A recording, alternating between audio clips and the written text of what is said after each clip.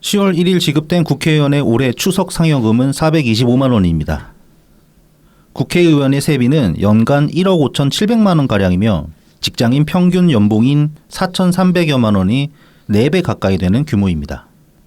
이 격차도 작지 않지만 불황을 이유로 평균 60만 원대인 직장인들의 추석 상여금과 비교해보면 국회의원의 추석 상여금은 7배 가까이 많습니다.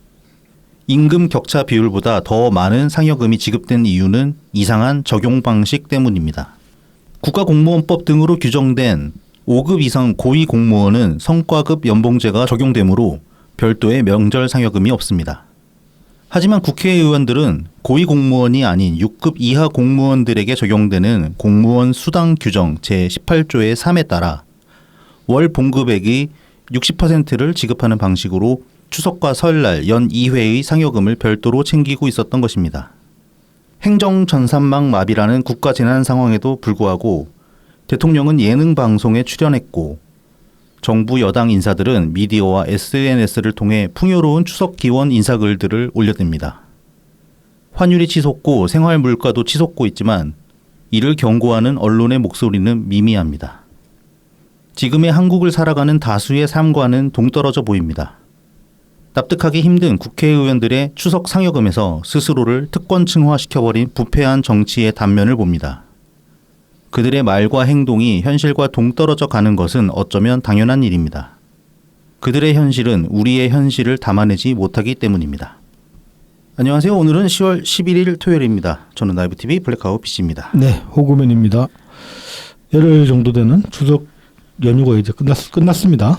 뭐 이제 PC는 그 9일날 8일날 쉬셨기 때문에 8일날 맞죠? 월차 내신 게 10일. 10일날 쉬셨기 때문에. 네, 금요일도 저는 쉬어서 쭉 아주 빡세게 쉬었습니다. 네. 예. 너무 쉬어서 힘들 정도로. 네, 그렇습니다. 회사 가면 정가려면 며칠 걸릴 것 같은데. 그러니까요. 예. 자, 뭐 이제 추석 연휴 때도 그 또 뭐 이런저런 이야기들이 많이 나왔어요. 이게 그 가장 많이 화제가 됐던 게 아무래도 그놈이 냉부회. 예. 냉부 이야기도 그런데 자, 인트로에 이제 추석 상여금, 국회의원 추석 상여금 이야기를 이제 좀 해봤는데 이게 이제 이번에 좀 이슈가 됐던 게 요 상여금 지급일 10월 1일 날 그 해운대구 국회의원 국민의힘 김미애 의원이 이제 자기 SNS에 글을 하나 올렸어요. 네네. 뭐 글을 이제 좀 추려 보면은 뭐 이런 내용입니다. 오늘 제 통장에 어김없이 명절 휴가비 424만 7,940원이 찍혔다. 마음이 무겁고 송구하다. 어려운 이웃과 함께 나누겠다. 그러면서 이제 뭐 늘 국민과 민생을 정치인들이 외치면서 이제 뭐 산불 현장에도 가고 태풍 피해 현장에도 가고 뭐 참사 현장에도 가서 눈물도 흘리고 손도 잡는데 정작 근데 내 것은 내놓지 않으면서 뭐 민생을 챙기고 민생을 챙긴다 그런 소리 하는 건 공허하다. 사람들이 받아들이지 못할 것이다. 정치는 결국 책임과 염치고 내 주머니 채우기를 줄이고 고통받는 이웃과 함께 나누는 모습이 많아질 때 비로소 국회도 달라지고 정치도 바뀔 것이다. 이런 내용의 글을 올렸어요. 이 양반이 이제 SNS를 들어가 보니까 정치색 자체는 저하고 안 맞습니다. 이거 보니까 건국 전쟁 최근에 올리신 포스트 건국 전쟁 많이 보러 와달라 뭐 자기도 보러 가겠다 뭐 그런 글 올리시고 그래가지고 좀 색깔은 안 맞는 면이 있지만은 장동혁 대표도 보러 가고 뭐 요새 활발하게 활동하고 있는 주진우 의원도 보러 갔던 것 같고 그렇죠. 예, 뭐 다 같이 보러 간 것 같죠. 그 영화 정치 뭐 다큐멘터리 영화 정치 이것도 민주당에서 먼저 시작한 거 아닙니까? 그렇죠. 근데 거기에 카운터를 그런 식으로 놓는 거는 저는 뭐 그것도 이제 굳이 말하자면 김어준 잡으려고 그러니까 김어준 잡으려고 대책점에 서 있는 전씨 갑자기 이름이 생각나네. 전한길. 전한길 씨 같은 양반을 막 띄운다든지 그런 거랑 다를 게 별로 없다고 생각하거든요. 그게 이제 시작은 2000 언제였어? 이명박 정권 한창일 때였던 걸로 기억하는데 아니면은 그러니까 이명박 정권 말기인가? 그 100년 정쟁이라는 다큐멘터리가 있었어요. 네. 그 민족문화연구소에서 틀을 짰고 그래서 이제 이승만하고 박정희 두 사람에 대해서 친일 인명사전 나오면서 뭐 거기에 붙여가지고 나온 영화로도 저도 기억을 하는데. 네네. 그래서 뭐 그것 때문에 뭐 그거 채널도 하나 생기고 왜냐하면 틀어주는 데가 없었으니까 그때 네. 유튜브가 그렇게 아주 활발하던 때도 아니었고 네. 맞다. 유튜브에서 그때 그래서- 공짜로 틀어주고 그랬었죠 계속. 그래서 RTV라는 네, 뭐 네. 그 시민 채널 네. 거기에 그 뉴스타파 지금도 있나 모르겠는데 그 전직 그 MBC 해직 기자였던 박대용 기자라고 그 네. 사람도 거기 있었고 그 네. 사람이 그 홍보를 굉장히 많이 했었던 기억이 납니다. 네. 그래서 뭐 아무튼 그런 것들은 보면 그런 디테일한 면들은 뭐 저랑 안 맞는 부분이지만은 이 적어도 이 추석 상여금에 대한 어떤 입장 이건 충분히 공감할 만하다. 뭐 이제 그런 생각이 들어가지고 저도 인트로로 이제 가져온 거거든요. 좀 웃기지 않습니까? 지들 상여금 받는 근거랍시고 6급 이하 공무원들한테 적용되는 규정을 들이대가지고 그렇게 돈 받아 먹는다는 게. 그러게요. 그러니까 고위공무원이잖아요. 국회의원도 그렇죠. 충분한 고위공무원이고 당연히 그 특권이라고 할 수 있는 것들도 뭐 많이 있고. 맨날 지들 뽀득하면 하는 소리가 자기들 하나하나가 다 헌법기관이다 그렇게 얘기를 하는데. 그렇죠. 예. 근데 무슨 6급 공무원이야. 그렇죠. 돈 받아 처먹을 때만 그렇다는 거 아니야. 이거는 5급이 훨씬 깔끔하네. 얘네는 5급 이상 그냥 연봉제니까. 예, 연봉으로 그냥 끝나요. 그러니까 대통령도 아마 연봉으로 끝날 거예요. 네네. 뭐 장관도 그럴 것이고.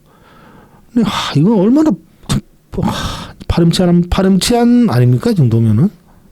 이거는 뭐라고 이렇게 이해하려고 해봐도 이해할 구석이 전혀 안 나와요. 이런 거 그냥 딱 내려놓으면 좋을 텐데. 그렇죠. 얘네들 깔끔하게. 그래도 예전에 그건 하나 내려놨었잖아요. 국회의원들이 네. 많은 논란이 됐었던 옛날에 그 하루라도 국회의원을 하면 그 국회의원 이제 직 끝나고 나서도 뭐 받는 게 있었어. 연금처럼. 그렇죠. 그리고 그건 이제 언제 폐지했지 그거를?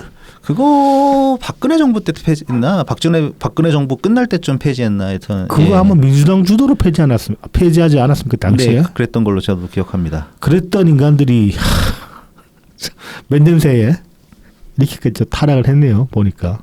그러니까 뭐 더 타락했다기보다는 충분히 그러니까 지금 이제 하는 행동들이 타락한 거지만 이 상여금에 있어서는 그러니까 떡값이죠 일명. 네.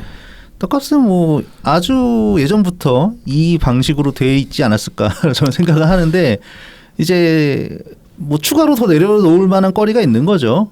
이건 내려놔야죠. 예. 얘네들이 이제 국회의원들 맨날 뭐 돈 부족해가지고 후원해달라 일단 개소리 하는데 그 선거철에 3억까지 기부받을 수 있고 옥하면 출판에 열잖아. 열어가지고 세금에도 안 잡히는 돈 걷어가잖아 거기서 또. 네네 후원회로 빨려 들어가죠. 네. 일단 공식적으로는. 뭐 그렇게 해서 그리고 연봉만 1억 5천 넘는데 1억 6천 가까이 되는데 연봉 1억 6천에 또 다른 거 붙잖아요 또. 뭐 의정활동비. 의정활동비 여러 가지 예, 붙잖아. 물론 의정활동비는 원칙적으로 하면은 정말로 의정활동에 대해서만 사용해야 되지만 근데 뭐 차 기름 넣고 뭐 그런 거 뭐. 그렇죠. 그런 것도 의정활동이긴 하니까. 근데 기름 넣은 차가 어디로 가는지 어떻게 알아? 모르지. 이를테면 예. 그리고 뭐 밥 사 먹고 이런 것도 의정활동비 아니야 다. 그렇죠. 예. 그러니 뭐 그렇게 하면 진짜로 연봉은 고스란히 굳는 거잖아요. 굳힐 수도 있죠. 그런 다음에 이제 4년에 한 번마다 몰빵해서 어딘가 쓰는 거지. 뭐 이제 그런 식으로 점점 이제 굳어져 가겠죠 아마도. 예. 그러다가 이제 돈 모자라니까 또 여기저기 손 벌리기도 하고. 네. 그래도 법의 범위를 넘어서서 손을 벌리기도 하고. 저는 선거법 특히 선거자금법에 관해서는 전반적으로 한번 또 싹 갈아엎을 때가 됐다고 생각하거든요. 이제 참여정부 때 노무현 대통령 시절에 이제 많이 개혁을 해가지고 뭐 돈 없이도 선거할 수 있는 시스템을 만들겠다 해서 선거 공영제. 네. 그래서 이제 지금 어떤 선거자금법이 그때 이제 처음 나왔었는데 이게 초반에는 잘 유지되는 것도 한계가 있잖아요. 지금 와가지고 대통령 대선 한번 치려면 뭐 조 단위까지 들어간다 그런 소리까지 나오는 판이니 다시 도루묵돼버린 상황 아닙니까? 그럴 것 같으면 이제 한 번 더 선거법을 갈아엎을 때가 되는 거지. 뭐 유세 같은 걸 어떻게 제한을 한다든지 하더라도 돈 들어가는 구조를 최대한 줄이고 뭐 그렇게 해야 될 필요가 있게 되는 거죠. 아무튼 뭐 이 상여금 참 입맛이 씁쓸했습니다. 저도 보면서 이번 그 추석 때 이제 그 경총에서 발표했던가 보면은 기업 중에 네네. 상여금 지금 못하는 비율이 한 40% 정도 된다고 합니다. 그럴 거예요. 네. 경기가 워낙 안 좋으니까. 그렇죠. 그런 상황인데 국회의원들이 이렇게 따박따박 그것도 막 직장인 평균에 7배, 6배 가량 되는 돈을 그렇게 챙겨갔다는 게 참 양심이 있으면 염치가 있으면 이러면 안 되지 솔직히. 근데 이제 이런 식으로 살다 보니까 인트로에도 적었지만 세상 돌아가는 걸 모르는 거예요. 세상이 지금 얼마나 퍽퍽하게 사람들이 살아가고 있는지에 대한 그 감각 자체가 무뎌지지 않는가 저는 그 생각을 하게 됩니다. 이 사람들의 또 대부분은 네. 국회의원이 돼서 감각이 떨어진 게 아니라 애초에 되게 전부터. 그렇죠. 생활 감각이 별로 없었던 사람이기도 하죠. 왜냐하면 일반인들과 같은 삶을 거의 살지 않은 사람들이 대부분이기 때문에. 그렇죠. 뭐 이제 지금 민주당 주류라고 할 수 있는 학생 운동권 같은 경우는 네. 극단적으로 말하면 평생 빌어먹던 새끼들이에요. 이게 뭐 후원으로 빌어먹든지 아니면 남자 같으면은 여자나 세뇌에서 붙잡아가지고 여자 등골 빨아먹으면서 신문도 한답치고 설치됐다는 인간도 수두룩하고 그렇단 말이야. 뭐 많은 분들께서 아마 다 들어보셨겠지만 소문으로는 네. 옛날에 학생회 대학교에서 학생회 한 번 하면 집 한 채 산다 차를 바꾼다 그런 소리 했었죠. 네, 집을 사던 네. 뭐 차를 바꾸던. 그 대표적인 케이스가 김민석이라고. 걔 평생 일해본 적 없는 새끼예요 그거. 그런 점에서 보면 이재명은 차라리 나아요. 했었지 이재명은. 네, 그래도 걔는 그래도 지 앞가림을 지금 했었거든. 어느 시점까지는. 변호사를 네, 했었죠. 뭐 그게 뭐 깡패 변호를 했든 누굴 변호를 했든 간에 최소한 변호사질 해가지고 자기 생계를 끌어보긴 했었단 말이야. 근데 김민석은 그런 것도 아니에요. 진짜로 평생 빌어먹고 살 새끼라고. 근데 그런 것들이 지금 국회 뭐 국무총리 그러고 있으니 얼마나 짜증이 납니까? 그런데 이제 그런 와중에 뭐 이런 상경까지 나오고 하니까 참 입맛이 쓰다. 이게 이제 뭐 그 정치로 그래서 이렇게 정치로 재산을 늘리는, 그러니까 정치인도 월급은 받아야겠죠. 근데 정치가 재산 증식의 수단이 된다 그러면 이거는 좀 부당한 거 아닌가 그런 생각을 좀 해보게 됩니다. 그래서 예전에 많이 그 SNS 초창기에 많이 돌았던 게 덴마크였나? 네네. 거기 그 명예직으로 예, 거의 명예직이죠. 활동비만 좀 주고. 네, 활동비만 좀 주고 그래서 뭐 국회의원 대부분들이 뭐 자전거 타고 댕기고 뭐 이제 그렇다고 하는데 네. 뭐 그렇다고 그게 꼭 정답일 더- 정답일 수는 없죠. 예. 그리고 그 나라는 그만큼 사회 보장이 또 돼 있기 때문에 그 활동비만 받아도 최소한 생활 보장되는 돈은 국가에서 들어오기 때문에 가능한 부분도 분명히 있을 거라고 봅니다. 일정 부분. 근데 아무튼 뭐 최소한 이런 상여금 같은 걸로까지 사람들이 좀 그 마음 아파야 되는 그런 일은 없어야 하지 않을까. 그렇죠. 그러니까 어쨌든 그 대한민국 안에서만 한정해서 보더라도 네. 지금 당장의 현실도 그렇지만 잘 안 맞잖아요. 국회의원이 상여금을 받는다는 것 자체가. 그렇죠. 그냥 니네 월급에 녹여라. 네. 그냥 월급 더 올리고 아싸리. 상여금 받지 마라. 네. 뭐 이제 정치로 돈 벌면 안 되냐 이 얘기는 아니지만 예전에 김어준이 그런 얘기 했었잖아요. 뭐 진보는 부자면 안 되냐 그런 소리도 했었는데 저는 그게 어떤 한계선을 넘는 트리거로 작용한 부분이 있다고 봐요. 네네네. 그대로 이제 그 말 하면서 많이 띄운 게 조국이었거든요. 강남좌파. 강남좌파 그러면서. 뿌띠 뭐 좌파 막 그랬죠. 조국은 근데 도둑놈 새끼라 가지고. 그랬죠. 지금에서 보면은 뭐 그리고 정봉주도 돈 자랑 많이 했어요. 은근히. 정봉주 돈 자랑 많이 하지. 자기 학원에서 돈 많이 벌었다고. 네. 많이 벌었다고 뭐 많이 또 날려 먹었네. 뭐 날려 먹었네. 뭐 그런 소리 하죠.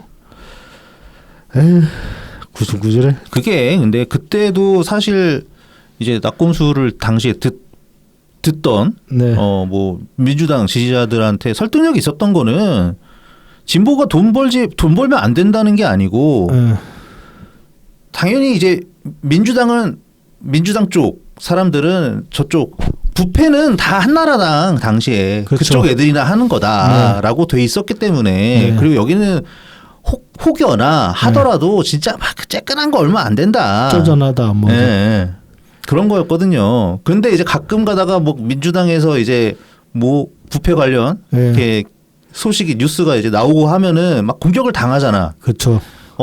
저놈들이 더 더러운데 네. 거기에 대한 이제 반대 프레임으로 김어준이 만든 거거든요. 뭐 이제 일정 부분 그런 게 있는데 과거에 그런 게 있었잖아요. 좀 특히 이제 시민사회 운동 같은 거 하면서 이제 좀 부티나게 하기도 아니면은 사람들이 안 좋게 본다 그런 선입견도 있었고 저는 이거 김어준이 지가 그러고 싶어서 그런 부분도 있다고 보거든요. 이 새끼 옛날부터 외제차 타고 다녔고. 그렇지. 멋내기 그다음에 집도 어쨌든 동네는 성북동이잖아. 멋내기 좋아하고 그 몰골이 멋내기 엄청 좋아해서 나오는 몰골이거든.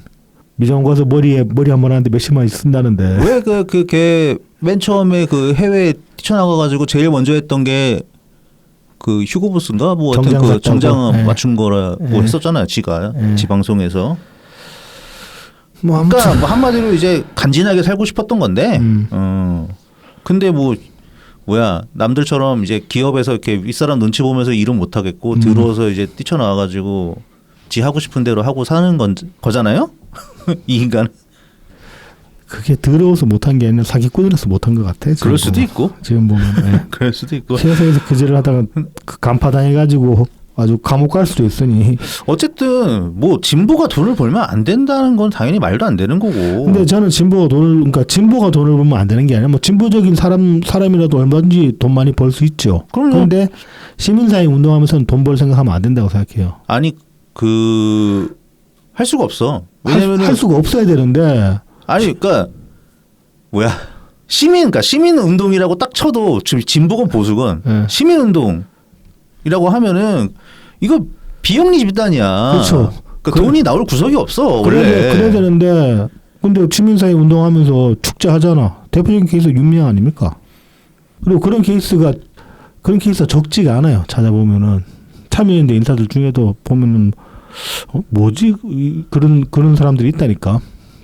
그래서 이제 뭐 왜 이렇게 기운이 빠지지 오늘 그러니까 시작부터. 평범한 사람은 네. 돈을 벌기 위해서는 네. 기본적인 두 가지를 반드시 갖춰야 됩니다. 네. 그 하나가 유능함이고 돈에 있어서의 유능함, 그러니까 사업 수완이 있는. 그 다음에 두 번째는 청렴해야 돼요. 청렴하지 않으면 일반인도 나중에 걸리면은 쇠고랑 차고 가는 그렇죠. 거야. 그 청렴한 혹은 직업윤리라고도 말할 수 있겠죠. 돈 버는 분야의 이야기니까. 재수 없으면 그러니까 특경 사범도 되는 거예요. 이게 10억 X 넘어가면 그래가지고 가는 거야. 근데 뭐 이게 이념 때문에 뭐 돈 벌면 된다 안 된다 이거 말도 안 되는 거야. 기본은 지켜야지. 그렇죠. 개소리였죠. 애초에. 네. 근데 이제 그런 담론들이 퍼져나가면서 이제 타락하기 시작한 거 아닌가 그때부터. 타락하기 시작했고 게다가 이제 정점에 올랐잖아 이제. 그리고 이제 한나라당도 해보지 못했던 쪽수를 그러니까 170석 가까운 의석을 달성을 했잖아요. 그렇죠. 그걸 계속 유지하기 위해서 돈을 계속 돌리는 거지. 그렇죠. 얘네들. 그리고 이제 뭐 그 타락의 정점으로 저는 보는 게 이제 최근에 최민희 케이스라고 보거든요. 네네네. 청첩장에 이제 카드 결제까지 찍어서 돌린 거.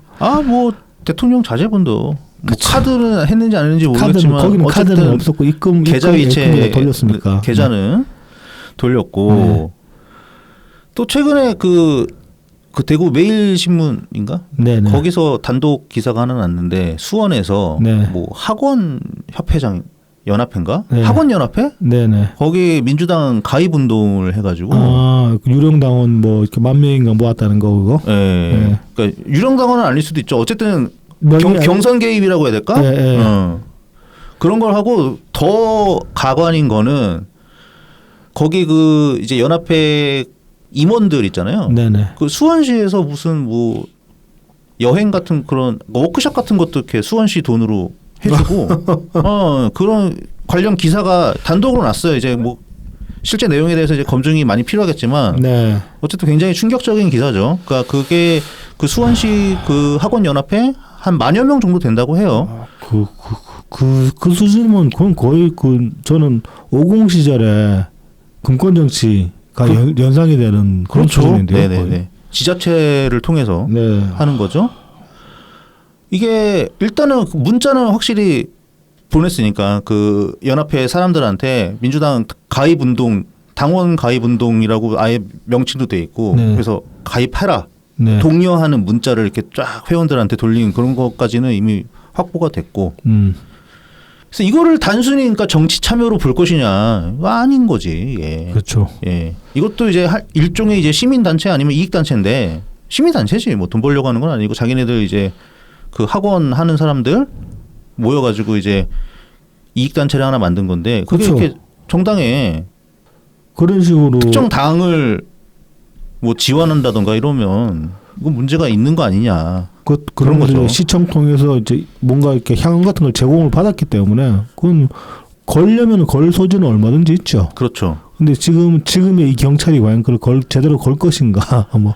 그래서 이거 관련된 또 수원시 의원이 있어요. 네네. 당연히 민주당 소속이고 네. 매일신문에서 이제 전화를 걸었는데 또 전화 안 받아?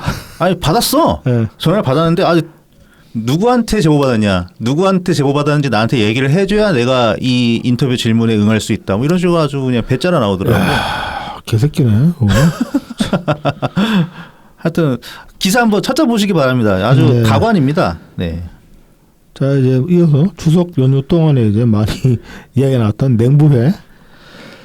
이거 이제 참 그 예고편부터 좀 얘기를 해야 되겠어요. 네네. 예고편이 유튜브에 이제 올라왔는데 처음에 그 유튜브 앱으로 들어가 보면 반대 얼마 찍히니까 이 카운팅이 나오거든요. 네네. 이게 그 웹브라우저로 들어가면 반대 카운팅은 안 나오던데 숨겨버리면은 그 앱으로 들어가면 나온다 그러더라고. 그래서 유튜브 앱으로 이제 확인을 해보니까 대략 한 좋아요보다 싫어요가 한 10배 정도 많았어요. 네네.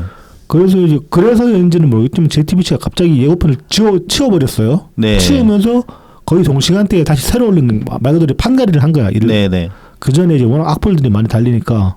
근데 판가리인데 또 똑같이 찬성 반대 비율은 그 정도니까 좋아요 싫어요 비율은 1대10 정도 나왔고 또 이제 여전히 비판 댓글 달리니까 이번에는 관리자가 하나 붙어가지고 계속 실시간 모니터링을 했는지 비판 댓글들을 계속 지우고 있었어요.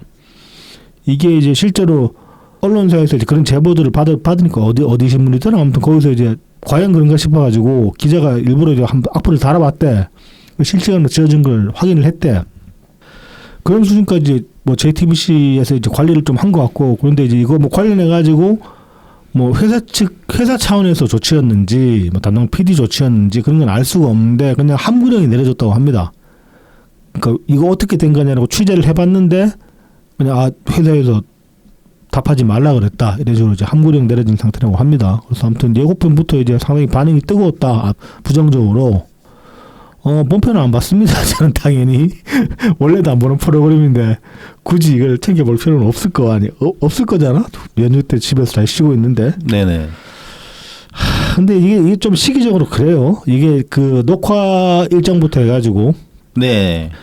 뭐 변명의 여지가 없지 않습니까? 사실 지금 국정자원 화재 때문에 엊그저께 지금 복구율 27%라 그러거든요. 이제는 제가 가장 마지막에 본 거는 이제 한 30% 좀 넘었다는 것 같아요. 예. 뭐 그래서 일상적인 기능은 상당히 복구된 부분도 있는 것 같은데 이게 그 지자체마다 좀 차이가 있는 것 같습니다. DB 연동되는 게. 그래서 어떤 지역에 이제 지자체 같은 경우는 뭐 아직도 주요 민원 서비스 대부분이 제대로 안 이루어지는 경우도 있고 뭐 이제 그렇다고 하는데 아무튼 사상 초유의 사태 아닙니까? 그렇죠. 이 상황에서 이제 이 녹화 시점이 화재 발생하고 얼마 안 돼서 이제 정부에서 중대본 회의하고 계속 이제 모니터링 보고 받고 계속 지시를 해야 될 그 시점 아니었느냐 이제 그런 의혹이 제기가 됐어요.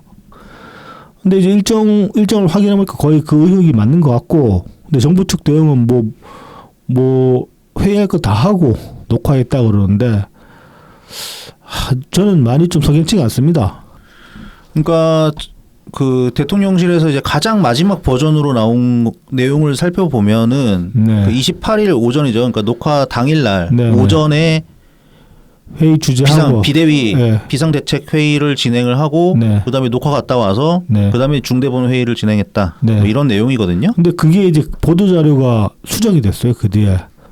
그 말 나오기 전에 중대본 회의 보도 자료 보면 5시부터 시작돼 있다고 나오거든요. 그리고 주제가 국무총리였어. 그때 나온 보도 자료는. 근데 그 말 나오고 나서 보도 자료가 새로 업데이트된 보도 자료를 보면 다시 밤부터 회의가 시작됐고 주제가 대통령으로 바뀌어 있다고.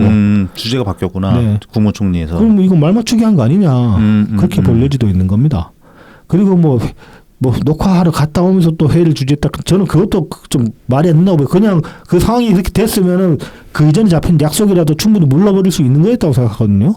실제로 보면은 뭐 이재명도 이번에 많이 당해봤을 텐데 미국 뭐 해외 정상이랑 뭐 이제 그 회담 약속을 잡았는데 갑자기 그 당사자국에서 뭐 국가적인 일이 발생해서 급하게 갈 수밖에 없다 그런 식으로 깨지는 경우도 있잖아요. 정상회담 같은 경우도. 네네. 근데 꼴랑 방송국 녹화인데 그거 지금 요즘 국가적 재난 상황인데 방송 녹화하는 못 물려요? 그러니까요. 그 지가 어떻게든 그 녹화를 하려고 했으니까 한 거 아닙니까? 이거는. 그런데 여기 대고 뭐 회의하다가 뭐 회의 주제하고 뭐 녹화하고 다시 회의 주제인데 이거는 저는 변명거리도 못 든다고 봐요, 사실은. 여기에 매달려가지고 여기에 진짜 매달려가지고 뭐 회의한다고 뭐가 달라지냐 우리가 할 수 있는 게 뭐가 있니 이딴 개소리를 하는데 그럼 대통령이 왜 합니까 대체? 대통령 필요 없는 거잖아. 사실은 근데 국무총리가 나는 해도 된다고 생각해요. 국무총리가 해도 되고 대통령이 꼭 해야 된다고 생각은 안 해. 근데 그 중요하다고 그러니까는 뭐 예를 들어서 남을 시키고서 네. 그래 시스템으로 잘 돌아가게끔 네. 나중에 이제 내가 확인하겠다. 네. 그래서 한 일이 고작 방송 녹화니까. 예능이잖아. 그렇죠. 뭐 일단 뭐 그때 뭐 외국 정상회의 회담 잡혀 있었다. 그러면 할 수도 있지. 국무총리한테 일임하고. 그건 뭐 그거는 충분히 납득이 가는. 왜냐면 그 비슷한 비중 어찌됐거나 국가적인 이벤트이기 때문에 외국 정상회의 회담도. 근데 이건 그것도 아니잖아. 그리고 아무리 잘 봐줘도 네. 그놈의 네. 그 이명박 정부 때 김일옥 연사가 제일 처음 했던 비빔밥. 한식의 세계화. 비빔밥. 지금은 이제 그게 K푸드로 네. 바뀌어가지고 아니 K푸드 합치고 개족 같은 거 만들어서 올려놨더만 뭐 라따뚜이 있고 그다음에 그게 무슨 K푸드냐고. 이재명 피자 있고. 그지 같은 거만. 자, 근데 저는 일단 이거부터 좀 깨줘야 될 것 같아. 아니 우리가 이제 뭐 즐겨 먹는 외국 음식들, 뭐 햄버거, 피자, 뭐 돈가스, 그다음에 이제 뭐 일본 라멘, 이런 것도 있고 막 종류는 더 다양해지고 있지 않습니까? 뭐 베트남식 쌀국수도 있고, 네네. 그다음에 뭐 태국 음식도 있고 네. 많잖아요. 네. 이런 것들이 걔네들이 뭐 홍보해가지고 된 거냐고. 그렇죠. 그냥 이렇게 자연스럽게 흘러 들어오는 겁니다. 알려진 거야 그냥. 네. 미국에 이민자들이 많아가지고 이탈리아 이민자들이 와서 피자를 만들어 팔다가 그게 미국식 피자가 돼가지고 이렇게 해서 됐고. 그렇죠. 전 세계화 됐고 햄버거 세계화 됐고 그냥 미국이 좀 힘이 세니까 그렇게 된 거야. 그렇습니다. 그리고 뭐 먹어보니까 맛있잖아. 네. 맛있어. 이거 좋은데 하고서 이제 사람들이 먹기 시작하고 그 다음에 이제 또 현지화가 또 되고. 네. 그렇게 된 거잖아요. 네. 뭐 정부가 막 그 하고 이명박 때부터가 이상한 거야. 막 그 뭐 당시에 막 추신수라든가 뭐 이런 여러 사람들 해가지고 뭐 뉴욕 그 뉴욕에다가 막 광고 올리고 뭐 다 그냥 돈 세금 낭비 아니었습니까 그거 사실. 지금 유튜브를 통해 가지고 그냥 유명해지니까 네. 알아서 사람들이 김밥도 먹고. 한식 세계는 이재명보다 쯔양이 훨씬 잘해요. 쯔양이 잘했지. 뭐 그다음에 그러니까 기생충 같은 거 이제 좀 알려지고 사람들이 보니까는 그래 뭐 짜파구리 같은 것도 해 먹고 막 불닭볶음면 먹고 뭐 그냥 자연스럽게 막 간다고 사람과 사람을 통해서 그렇죠. 알려진다고 이제 유튜브를 통해서 또 알려지기 때문에 그러니까 자기적이지 않은 의도하지 않은 미디어를 통해서 이렇게 자연스럽게 흘러가지는 거지. 국가 차원에서 나서가지고 지금 단계는 이제 이미 사람들을 통해서 어떤 또 특정 셀럽에서 나는 한국 제품 뭐 예를 들어 화장품 못 써봤는데 너무 좋더라 뭐 이게 막 갑자기 팔리고 그렇죠. 이제 이런 거라고 굳이 정부가 안 나서도 된단 말이야. 근데 또 이제 그 와중에 지금 추석 연휴 때 이현주랑 민주당 찌끄레기 4명이 뭐 미국에 뭐 또 외교 무역하러 간다고 갔는데 뭐 K 화장품 전도사 역할을 하겠다 이딴 개소리를 하고 왔는데 그딴 거 하지 말라고 제발. 그것도 미국 놀러 가면서 괜히 그제를 하는 것 같다는 그런 느낌 받았는데 이 국가 차원에서 지금 그렇게 이제 뭐 자기들 문화를 어떻게든 침투시키려고 전파시키려고 국가 차원에서 애쓰는 나라는 전 세계에서 중국이랑 우리나라밖에 없어요. 이 정권 하에 우리나라밖에 없어요. 그게 얼마나 촌스럽고 후진 짓인지 지들만 몰라. 그러다 이러면서 점점 뭐 또 이제 문화적으로 직접적으로 자꾸 개입을 하게 되는 거 아닌가 저는 그런 생각도 좀 듭니다. 그러니까 이런 것도 개입이죠. 네. 예.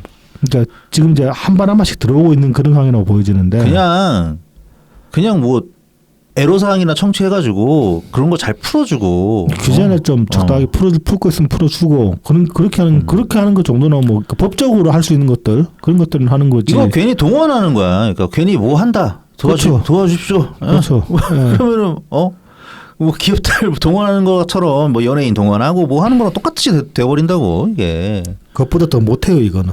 어떤 면에서는 역효과만 나기 때문에 이딴 식으로 하는 거는.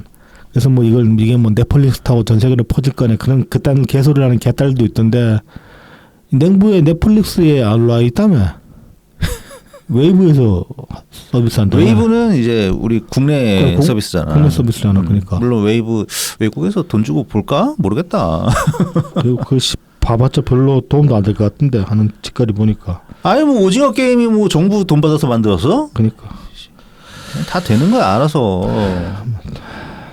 자, 뭐 이것도 좀 골 때리는 소식이었는데 이어서 얘기할 것도. 이거 근데 이제 기사는 7월달에 났더라고요. 보니까.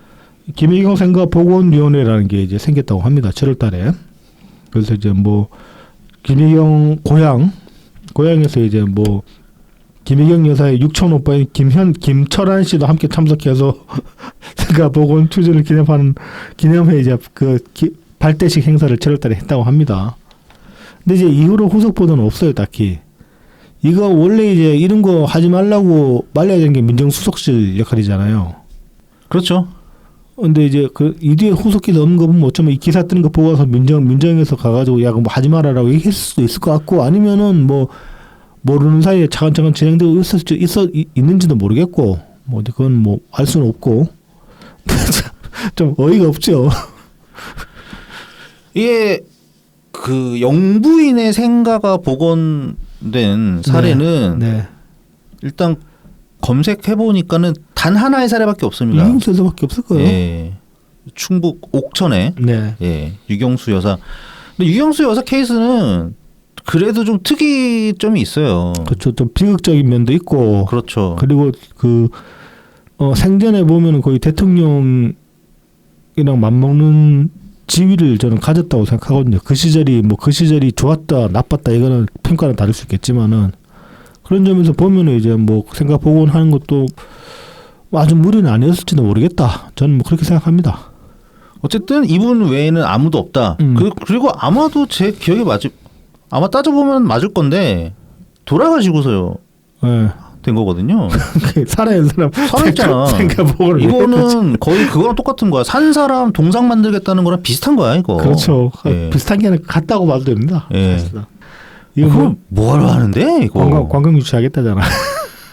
그거를 관광을 왜 가는데. 개딸들은 오겠지. 충주라며 충주. 개딸들은 오겠지. 안 가. 걔네들도 김어준은 인형 사야 돼. 개딸들은 김어준 인형 안 사지 설마. 걔네들은 안 사지. 개딸들은 갈 수도 있지 여기. 친신라 인형 사야 돼.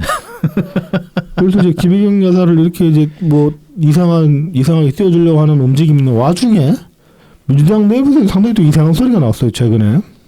10일날 김병기가 이제 김현지 국정감사 추석 여부에 대해서 이런 소리를 했어요. 해당 직위에 새로 보임된 인사가 증인으로 출석한 게 당연하다니까. 지금 신임 구속실장, 신임 총무비서관이 이제 총무비서관 출석한 게 당연하다. 그리고 이 원칙에서 벗어나려면 김 실장이 총무비서관으로 일할 당시에 인사 참사 같은 문제가 있었어야 한다. 인사 참사 있었잖아. 장관 라인업 개판이었잖아. 교육부 장관만 해도 뭐 교육부 장관, 여가부 장관 잘렸잖아. 그렇지. 강선우, 이진숙. 그럼 참사인데. 김민석도 사실 참사인데 일단 뭐 그냥 밀어붙여서 앉혀버렸으니까 뭐 그렇죠. 이게 어쩔 수가 없는 게 돼버렸고 사실 이게 이상한 애들이 너무 많거든요. 그리고 이제 이것 좀 김병기 말이 여러모로 골 때리는 게 그럼 김현지가 인사에 직접적으로 인사에 키를 쥐고 있다는 게 사실이라 그런 말이 나돌았던 게 사실이라는 걸 지금 김병기가 말하는 거나 마찬가지잖아 이거. 이거 조정식도 얘기했었지만 우상호도 얘기하고 아이 시스템이 없었대잖아. 그래가지고 총무비서관이 김현지가 그때 시스템을 돌렸대잖아. 말도 안 되니까 그 자체가 말이 안 되는 개소리지. 그러니까 지금 이 당이 정권 처음 잡아보는 당도 아니고 최근에 2번 정권 잡은 건 둘 다 당선되자마자 다음날 바로 시작했는데 뭔 이런 개소리를 하고 있냐고. 그래서 꼭 인사 참사도 맞고 그다음에 김현지가 문고리 실세로 다 자격록도 맞다고 지금 시인한 거랑 마찬가지인 겁니다. 이거는 그리고 이제 그 다음 발언이 상당히 골 때렸는데 뭐 그런 논리라면 김건희를 국감에 불러들여야 한다. 이건 좀 이제 약간 비약하면은 좀 김현지가 영부인급이라는 얘기잖아. 영부인급이라고 말하는 거잖아. 이제 문고리란 얘기지. 김건희의 그렇죠. 사실상의 지위는 문고리였으니까 네. 문고리였다고 지금 돼서 지금 구치소에 가 있는 거잖아요. 그렇죠. 그러니까는 김현지 지금 이제 부속실장이 네. 문고리란 얘기지. 근데 그 이제 뭐 굳이 따지자면 대통령 그러니까 영부인이 문고리로 저는 작용을 할 수는 있다고 봐요. 근데 이제 문고리로 작용하면서 뭔가 청탁을 받고 그런다면 문제가 되겠지만은 어떤 대통령이 중요한 판단을 할 때 어떤 자문을 본인한테 구할 수도 있는 거잖아요, 충분히. 자문은 구할 수 있죠. 네. 자문은 구할 수 있는데 그러니까 그게 결정적인 영향을 끼칠 수도 있는 거죠. 결정적인 영향을 끼칠 자문들을 계속 구할 수도 있는 거잖아. 그러니까 약간의 그러니까 비선이 100% 없을 수는 없다는 거잖아요. 그러니까 네. 모든 종류의 비선이 아니, 그리고 그중에 이제 영부인이 될 수도 있는 건데 지금 이제 세간에 흘러나온 의혹으로 따지면 선을 많이 넘었지요. 선을 많이 넘은 거고 그리고 그러니까 저는 영부는 특수관계라고 보기 때문에 이를테면 미국 봅시다. 빌 클린턴 대통령일 때 실세는 힐러리였다고 하잖아요. 다들 대놓고 얘기하잖아. 근데 그 관계 가지고 뭐라고 하는 사람, 그러니까 그 관계를 그냥 아유 남자가 대통령이 돼가지고 저게 뭐냐라고 얘기를 할 수는 있겠지만은 비판자들은 근데 그 관계를 부정하다고 말을 할 수는 없는 거예요. 왜냐하면 둘은 러닝메이트 같은 관계이기 때문에 부부라는 거는 그래서 저는 김건희가 문고리로 작용했다 그 자체 가지고는 저는 비판할 수 없다고 생각하거든요. 근데 이제 김건희가 그 과정에서 뭐 뇌물을 받았네, 뭘 받았네 이런 것들이 있으니까 문제가 될 수 있는 거다라고 생각을 하는데. 아닌데 어디까지나 최소화해야 돼. 그러니까는 이게 영 결정이 안 날 때 일반 정상적인 시스템 상황에서 정말 이제 대통령의 결단만 남았을 때 그때 이제 한두 마디씩 코멘트하는 거 정도는 그러니까 가능하지만 김건희가 이제 만약에 실제로 그런 관계였다고 쳤을 때 그 뭐 윤석열이 이제 김건희 조언을 구할 거 아닙니까? 근데 그 판단 근거가 뭐였는지 그런 건 좀 따져볼 필요가 있겠죠. 뭐 천공한테 물어봤다 이런 식이 돼버리면 상당히 골 때리는 문제가 되겠지만은 어찌됐건 저는 기본적으로 부부 관계라는 건 특수 관계라고 본다 이겁니다. 특수 관계인데 빨간 펜 선생님이 되면 안 돼. 하지만 김현준은 특수 관계도 아니잖아. 여기는 그러니까 여기가 더 애매해요. 이게 총무비서관이라는 자리가. 아니 근데 이제 이거를 지금 그러니까 영부인이랑 거의 동급이라는 식으로 얘기를 해버렸으니까 이거는 상당히 문제가 크게 될 문제의 소지가 큰 발언이라는 거죠. 제가 보기에는. 어쨌든 뭐 총무비서관이라고 하면 총무비서관이 하는 업무 분장이 있잖아요. 그렇죠. 그러니까 그거를 넘어선 무언가가 있다. 이거는 곤란하죠. 월권이죠. 직권남용? 뭐 이런 거라 직권남용도 아니지 이거. 아무튼 뭐 이런 소리를 김명기가 했어요. 이거 저기 뭐야 김희경 씨가 들으면 상당히 빡칠 소리가 아닌가. 또 핫대까리 하는 거 아닌가 뭐 그런 생각이 좀 들었습니다. 자, 뭐 앞부분은 이 정도로 하고 자 이제 오늘도 이제 본내용으로 넘어가 봅시다. 네. 자, 저희를 도와주시는 고마운 분들 소개해드리겠습니다. 후원 계좌를 통해서 웰컴퓨터님 후원해 주셨습니다. 감사합니다. 감사합니다. 다음은 제공입니다. 웰컴퓨터입니다. 부산 4하구 낙동대로 323번 길의 6 4역 2번 출구 앞에 있습니다. 010-8691-0079번을 눌러주시면 됩니다. 트위터에서 웰컴퓨터, 인스타그램, 네이버 블로그에서 웰컴퓨터 0079를 검색해 주시면 됩니다. 오랜 조립 경험을 바탕으로 최적의 견적을 구성해 드립니다. 가성비 좋은 사무용부터 게이밍, 딥러닝용 같은 최고 사양의 PC까지 조립해 드리고 있습니다. 단어와 최저가 가격으로 만나보는 웰컴퓨터의 견적을 지금 바로 확인해 보세요. 전국 어디서든 AS가 필요하시면 연락 주시기 바랍니다. 안전한 배송에 사용하는 웰컴퓨터의 배송 박스를 미리 보내드립니다. 문제가 생긴 컴퓨터를 웰컴퓨터의 배송 박스에 넣어서 반품해 주시기만 하면 전국 어디에서도 웰컴퓨터의 서비스를 편하게 받아보실 수 있습니다. 유튜브 채널 웰컴퓨터를 통해서 연락 주시면 사은품도 별도로 챙겨드리니까 꼭 말씀해 주시기 바랍니다. 다음은 달품은 농장입니다. 트위터 달품은 농장 _DALPUMEUN, 인스타그램 달품은 농장 _ 농사짓는 문파 _DALPUM 숫자 1입니다. 진한 풍미와 영양이 살아있는 청란, 청개옥부터 친환경 우렁이쌀, 그리고 고춧가루, 참기름, 들기름, 서리태콩, 찰옥수수까지 다양하게 준비되어 있습니다. 달품은 농장에서 건강한 우리 농산물로 건강한 밥상을 준비하시기 바랍니다. 마지막으로 라만 가까이입니다. 네이버 스마트 스토어에서 라만까까를 검색해 주세요. 휘낭시에 브라우니, 마들렌, 구운 찰떡, 호두강정, 에그타르트, 생강청, 소금빵까지 준비되어 있습니다. 많은 성원 부탁드립니다. 네. 자, 10월 10일 날 이제 노벨 평화상이 발표가 됐어요. 아, 그렇군요. 네, 이게 수상자가 이제 마차도 이 사람이 베네수엘라 사람입니다. 아, 이거 관련해서 얘기를 좀 해볼 텐데, 이제 당초에 이제 그런 기사들이 나왔었어요. 이 평화상 수상이 임박해지자 며칠 전부터 이제 트럼프가 이번에 노벨 평화상 수상을 노린다. 네네. 근데 나온데 트럼프가 이제 그 전에 이런 얘기들을 했어요. 9월 달에는 이제 무슨 소리를 했냐면은 뭐 다른 사람이 노벨 평화상을 받으면 미국에 큰 모욕이 될 것이다. 자기 지지자들을 모아놓고 그런 소리를 한 적도 있고, 뭐 10월 9일 날, 그러니까 노벨상 수상 그 발표 전날에는 이런 소리도 했어요. 뭐 역사상 누구도 9개월 만에 8개의 전쟁을 해결한 적 없지만 나는 8개의 전쟁을 멈췄다.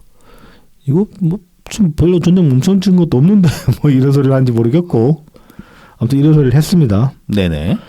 자, 근데 이제 노벨 평화상은 트럼프가 아니고 베네수엘라의 마차도가 받게 되었고, 이제 노벨 평화상 시상 이유를 이제 노벨위원회는 이렇게 밝히고 있습니다.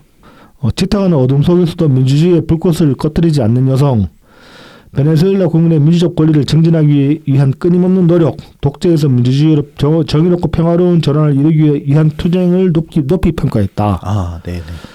자, 그래서 이제 마차도, 풀네임은 마리아 코리나 마차도. 이 양반이 어떤 양반인가? 뭐 베네수엘라 정치인이고 당연히 작년에 이제 베네수엘라 대선이 있었습니다. 당시에 이제 이분이 사실 그 베네수엘라의 야권의 부동의 대권 후보였어요. 네네. 굉장히 이제 대중적인 신망이 높았는데 그것을 당연히 입후보를 할 거 아닙니까? 하려고 하니까 이렇게 지금 이제 이쪽 그 베네수엘라 같은 경우는 법원, 대법원 다 장악당한 상태거든요. 마두로한테. 그렇죠, 그렇죠. 그래서 대법관들이 우리나라로 치면 선거법 위반 혐의 같은 걸 때려가지고 15년간 자격정지를 때려버립니다. 이유가 뭐냐면 반정부 운동했다고. 아, 네네. 그래서 15년 동안 선거 못 나온다. 이렇게 판결을 내려버린 거예요.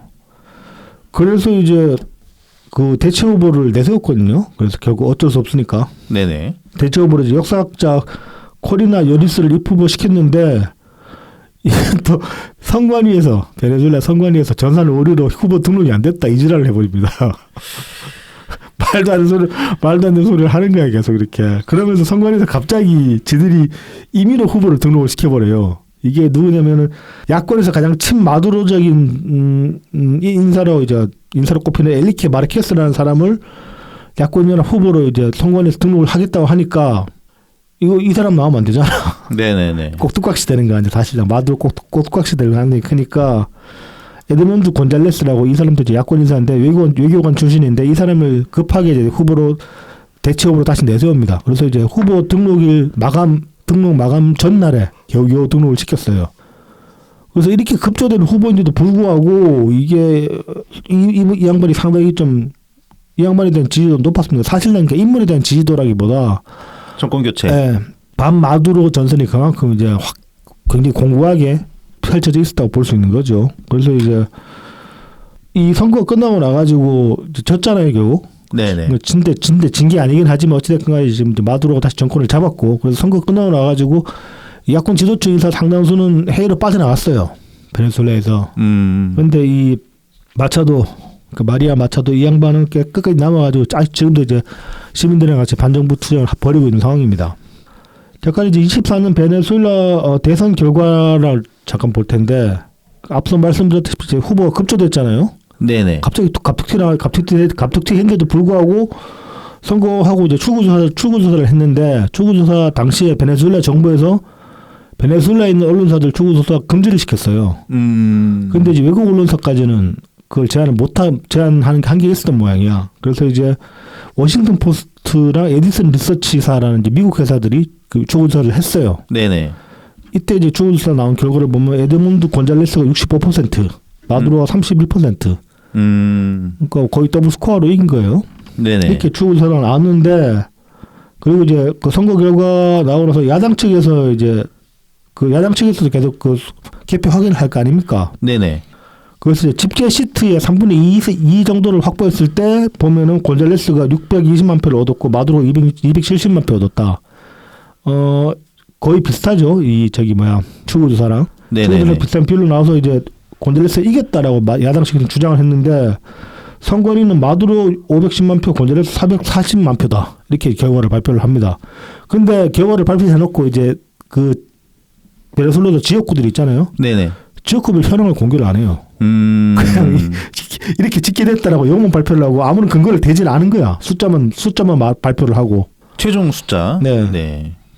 그러니까 이거를 누가 받아들일 수 있습니까? 대체 선관위가 이렇게 발표를 해버리면 이거는 부정선거가 맞지.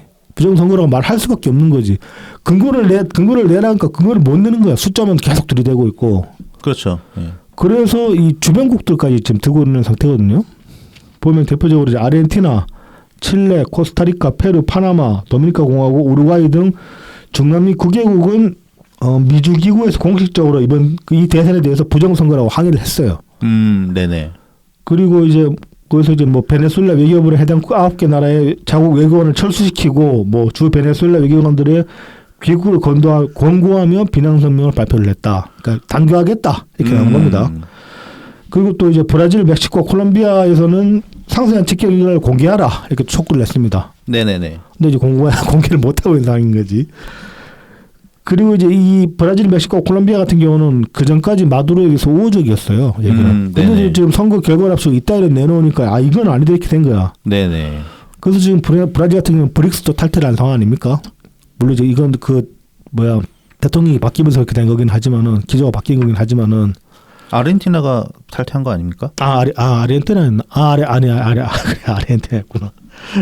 헷갈렸습니다. 아르헨티나입니다. 네네네. 브릭스가 브라질이 브릭스를 탈퇴하는 거 엄청 큰 거지. 그렇죠. 그러면 이제 브릭스가 안 되는 거지. 그냥 릭스가 되겠지. 네네. 자, 또 미국 정부도 이제 여기 대해서 이제 비판을 심하게 했어요.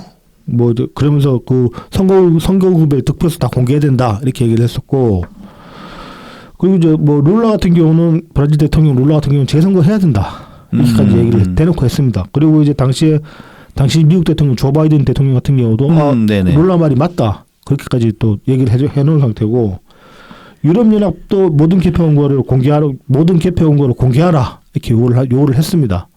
기본이지. 그러니까 이제 전반적으로 서방 사회 전반도 그렇고 그다음에 그 남미 주변국들까지도 다 이거 야 부정선거 맞다. 니 지금 뭐 하는 짓이냐 이렇게 이제 비판을 한 겁니다. 전반적으로. 네네.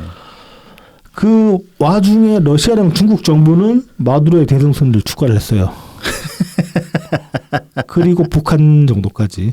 그러니까 딱 갈리지 않습니까? 그러니까 서방 사회 전반은 지금 마두로를 인정을 안 하는 거예요. 그리고 주변국들까지 인정을 안 하는 상황인 거지. 그러니까 다소 중립적인 주변국들까지도 인정을 안 하는 거죠.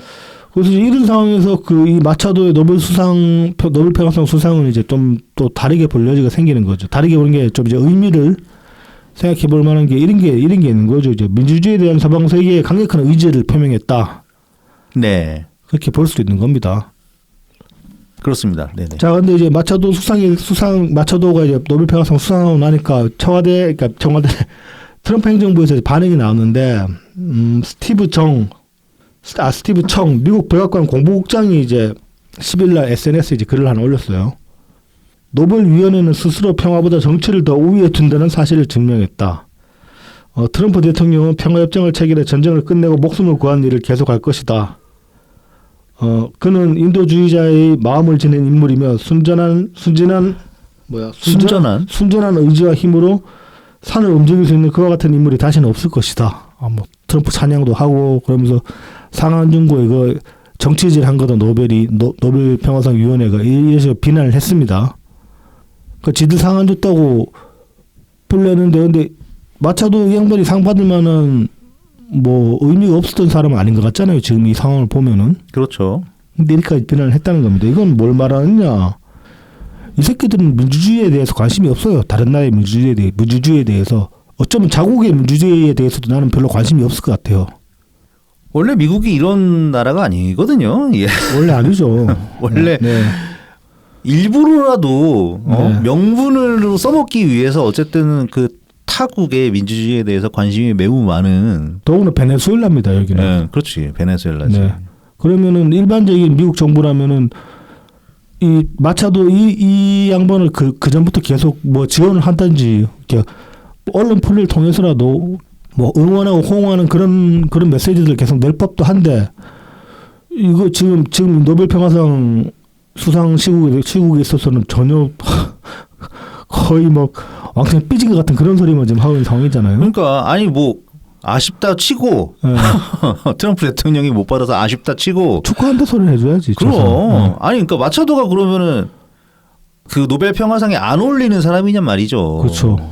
어? 그런 것도 아닌 것 같은데 다 가진 인간들이 뭐 촛불만은 하나 못 받았다고 지금 징징대는 꼬라지 같기도 하고. 그러니까 미국이 과연 민주주의에 관심이 있는가? 다른 나라의 민주주의에 관심이 있는가? 이걸 좀 이 케이스를 통해서 한 번쯤 생각을 해보셨으면 좋겠다. 뭐 이제 특히 윤호개인 분들 그런 말씀을 좀 드리고 싶어가지고 이제 요 대목을 굳이 가져와 왔어요. 근데 반면에 이제 지금 뭐 굳이 이제 미국 이야기 나왔으니까 이 얘기를 좀 해봅시다. 10월 8일 날 이제 연합뉴스 기사 이런 게 있어요. 미국 서해 움직임 위협 규정하며 한국의 중국 견제 역할 기대라는 제목의 기사가 있어요. 이게 이제 그 미국 국방부, 미국 자체 명칭은 전쟁부로 지금 바뀌었죠.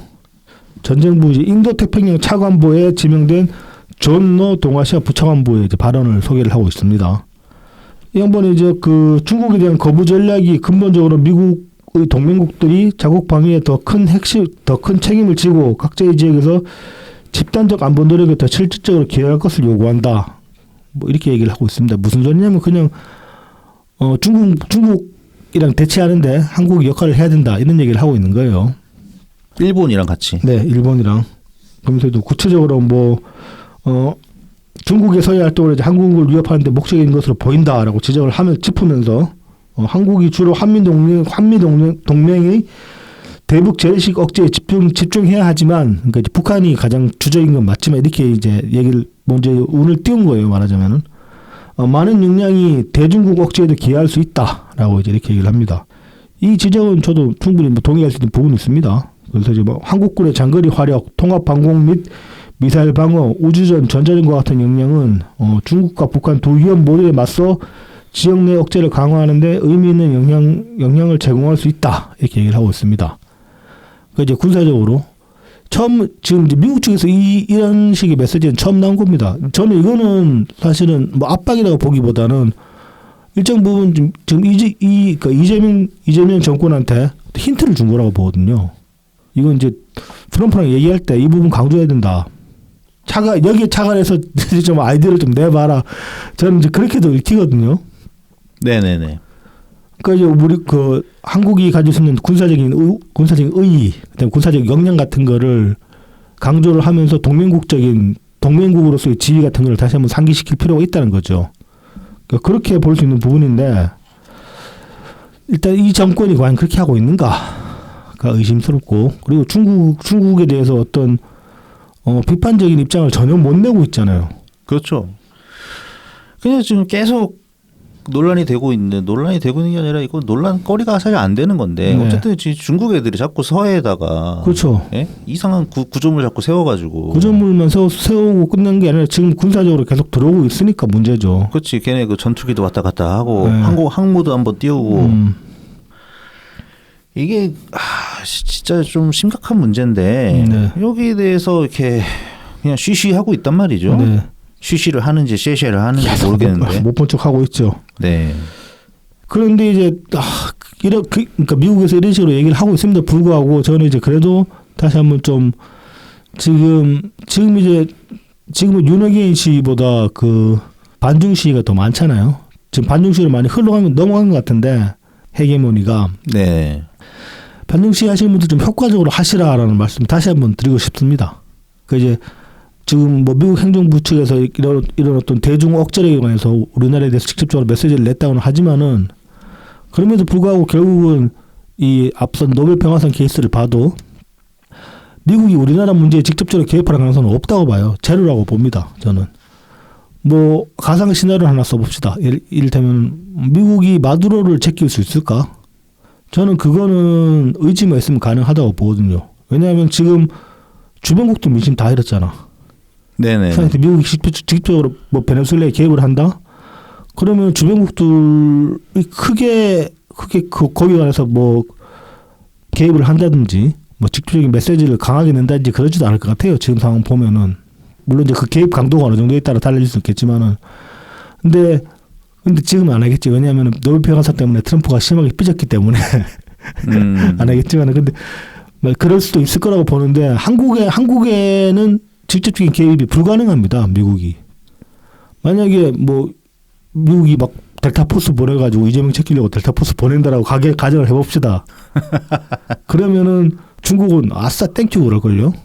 그럼요. 그거 핑계로 바로 들어온다고. 들어올 수 있지. 바로 들어온다고. 중국 들어오고 북한까지 들어오는 거라고 그러면은. 그럼 전쟁터가 되는 거죠 우리나라는. 왜냐면은 이재명은 주변국들의 신망을 얻고 있거든.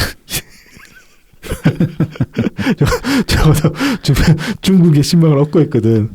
근데 그런 점에서 얻고 있나? 난 모르겠던데 그것까지는. 적어도 지금 보면은 중국이 뭐 우리나라 정부를 아랫사람 대하고 있잖아요. 근데 우리나라 정부는 거기에 대해서 찍소리도 못 하잖아. 대사 불러다 초치 한번 못 하잖아. 그게 저는 그렇게 해석이 된다고는 생각을 하지 않고 그냥 중국이 선 넘는 거지. 선 넘는데 그럼 왜 찌그러져 있을까? 그러니까 그게 중국이 뭐 이재명을 신뢰해서 아니라고 그게. 뭐 이제 그렇긴 하겠죠. 어떻게 그냥 못 건드리는 거지. 그냥 만만하게 보는 거일 수도 있고. 근데 지금 정부가 어찌됐든 간에 남미에서 베네수엘라를 미국이 건드려도 남미 주변국들이 개입할 가능성은 저는 별로 높지 않다고 보는데 우리나라에 그러니까 미국이 이재명을 건드리면은 주변국들이 개입할 가능성이 굉장히 높다라고 생각을 하기 때문에 그런 점에서 봐도 우리나라에 직접적으로 개입할 가능성은 없다. 뭐 그렇게 봅니다. 뭐 최악의 경우 내전이라도 벌어지면 모르겠다. 그러면 또 양상이 달라질 수 있지. 내전 나면은 다 개입하죠. 다 개입하겠지. 그러면 그럼 또 아사리판 되는 거야. 아사리판이죠. 그냥 여기서 뭐 옛날 뭐 청일 전쟁이나 이런 거 일어났던 것처럼 똑같이 되는 거야. 우리는 원시 시대로 돌아가면서 인구 한 10분의 1만 남게 될 거야. 그러니까 그런 건 상상도 하면 안 되는 소리고. 아무튼 그래서 결국은 우리나라 문제는 우리가 정치적으로 해결할 수밖에 없어요. 그러니까 이제 성조기 달고 뭐 CIA, FBI, 관테나모 그런 말씀 제발 좀 하지 마시고 중국 몰아내는 문제도 마찬가지입니다. 결국은 우리가 우리 손으로 해결할 수밖에 없는 문제고 이거를 시위로 해결을 하려면은 국제사회의 인정을 받을 수 있는 시위를 해야 됩니다. 근데 지금 같은 방식으로는 택도 없다는 거죠. 그러니까 그런 점에서 좀 많이 좀 생각을 해보셨으면 좋겠다. 박근혜 탄핵이 성공할 수 있었던 이유 중에 하나가 국제적으로 인정을 받았거든요. 그 시위들은. 그때 뭐 촛불 그게 뭐 문재인 정부의 프로파간다가 일정 부분 있었다고는 해도 당시에 촛불 시위 같은 경우는 국제사회 전반에 굉장히 이렇게 좋은 인상으로 많이 퍼졌잖아요. 그리고 그대로 정말로 반정부 추정해서 다른 나라에서 촛불 드는 경우들이 많이 있었고 그 케이스를 따라 그 케이스에서 이제 착안을 해가지고 그러니까 그런 식의 어떤 뭐 좌파 새끼들 촛불 드는 거 뭐 꼭 촛불을 들 필요는 없겠지만은 지금 같은 방식은 아닌 것 같다라는 말씀을 다시 한번 좀 드리게 됩니다. 지금 이재명 정부 몰락시키고 윤석열 다시 세우자는 거 아니야. 얘네들은 자꾸 그러니까 그게 되겠냐고. 그러니까 호응을 못하지. 대선이 조작이냐고. 그러니까. 조작인 거 뻔히 나와도 미국이 베네수엘라에 한 거 그냥 그거 다 까라라고 얘기를 하겠지만 그 이상 개입은 안 하잖아. 그렇죠. 뭐 근데 트럼프 정권은 그러면 또 이제 왜 이렇게 노벨 평화상에 집착을 하느냐 이걸 잠깐 또 얘기를 해봅시다. 저는 일단은 내년에 이제 얘네들 중간 선거 있으니까 중간 선거 때 뭘 좀 내세울 필요가 있잖아요. 그 타이틀을 얻으려고 그러는 거 아니냐라는 생각이 일단은 들어요. 근데 그 말고도 다른 이유도 있을 수 있겠지. 근데 그러니까 좀 이상해요. 그러니까 원래 미국은 뭐 이런 거 별로 신경 안 쓰는 나라거든. 노벨 뭐 그래서 갑자기 또 근데 아무리 미국이 미국 국민들의 어떤 정서가 바뀌었다고 해도 이게 그렇게 중요한 역할을 할 수 있을까 상상은 잘 안 되더라고요. 네. 근데 이제 예전에 버락 오바마가 노벨 평화상을 대통령 처음 당선된 지 몇 개월 지나지 않아서 그 해에 받아버렸어요. 개 뜬금없이 받았죠. 한 것도 없는데 진짜로. 그러니까 뭘 한 게 없어. 그냥 미국의 정치인이야. 네. 이렇게 보통 노벨 평화상을 받던 이렇게 역대 수상자들을 살펴보면은 그런 일을 딱히 이렇게 인상적으로 남긴 게 없거든요. 그냥 흑인 미국 최초의 흑인 대통령인 것밖에 없어. 맞습니다. 그러니까 제가 생각하는 것도 그래요. 매우 이제 언피시한 발언일 수 있지만은 흑인이 최초로 대통령 됐으니까 그게 세계 평화에 기여를 했다고 한 거지. 그러니까 그 노벨 평화상 시상식 위원회에서 피시제를 한 거지 말하자면은. 그러니까요. 저도 그렇게 봅니다. 네. 그러니까 그런 영향이 아닐까 싶어요. 그러니까는 괜히 이렇게 또 배알이 꼴려가지고. 걔네만 봤냐? 오히려 야 실질적으로 본인 피셜, 미국 지금 현재 행정부 피셜, 뭐 8개 전쟁을 막았고 뭐 하는데 뭘 막았지? 잘 모르겠는데 어쨌든 네, 뭐 그렇다고 하는데 정말 막았으면은 뭐 이렇게 할 수도 있는데 네. 아니 당장 러시아 우크라이나 전쟁만 해도 안 끝났잖아. 그렇죠. 뭐 이스라엘도 뭐 완전 종전된 것도 아니고. 거기는 지금 막 더 확대될 가능성도 계속 있죠. 근데 뭐 최근에 또 며칠 전에 이스라엘이랑 하마스랑 무슨 뭐 지금 협상 중에 있다고 네. 기사가 나오긴 했던데 어쨌든 뭐 진행 중인 거지. 이게 딱 확실히 종결됐다 이런 느낌을 주는 거는 하나도 없어요. 네. 지금 막 와 진짜 이스라엘이 이란 밟으러 가는 거 아닐까 막 이런 분위기지. 중간에 그 보통 이제 중간에서 중립 국가를 표방하는 카타르 공습도 한번 당했고. 그렇죠. 카타르도. 그러니까 저 지난주에도 말씀드렸지만 카타르 공습 당한 거 보고 나서 사우디가 미국이랑 손절을 하려고 한다는 거 아닙니까 지금? 그러니까 아무것도 못 해주고 있으니까.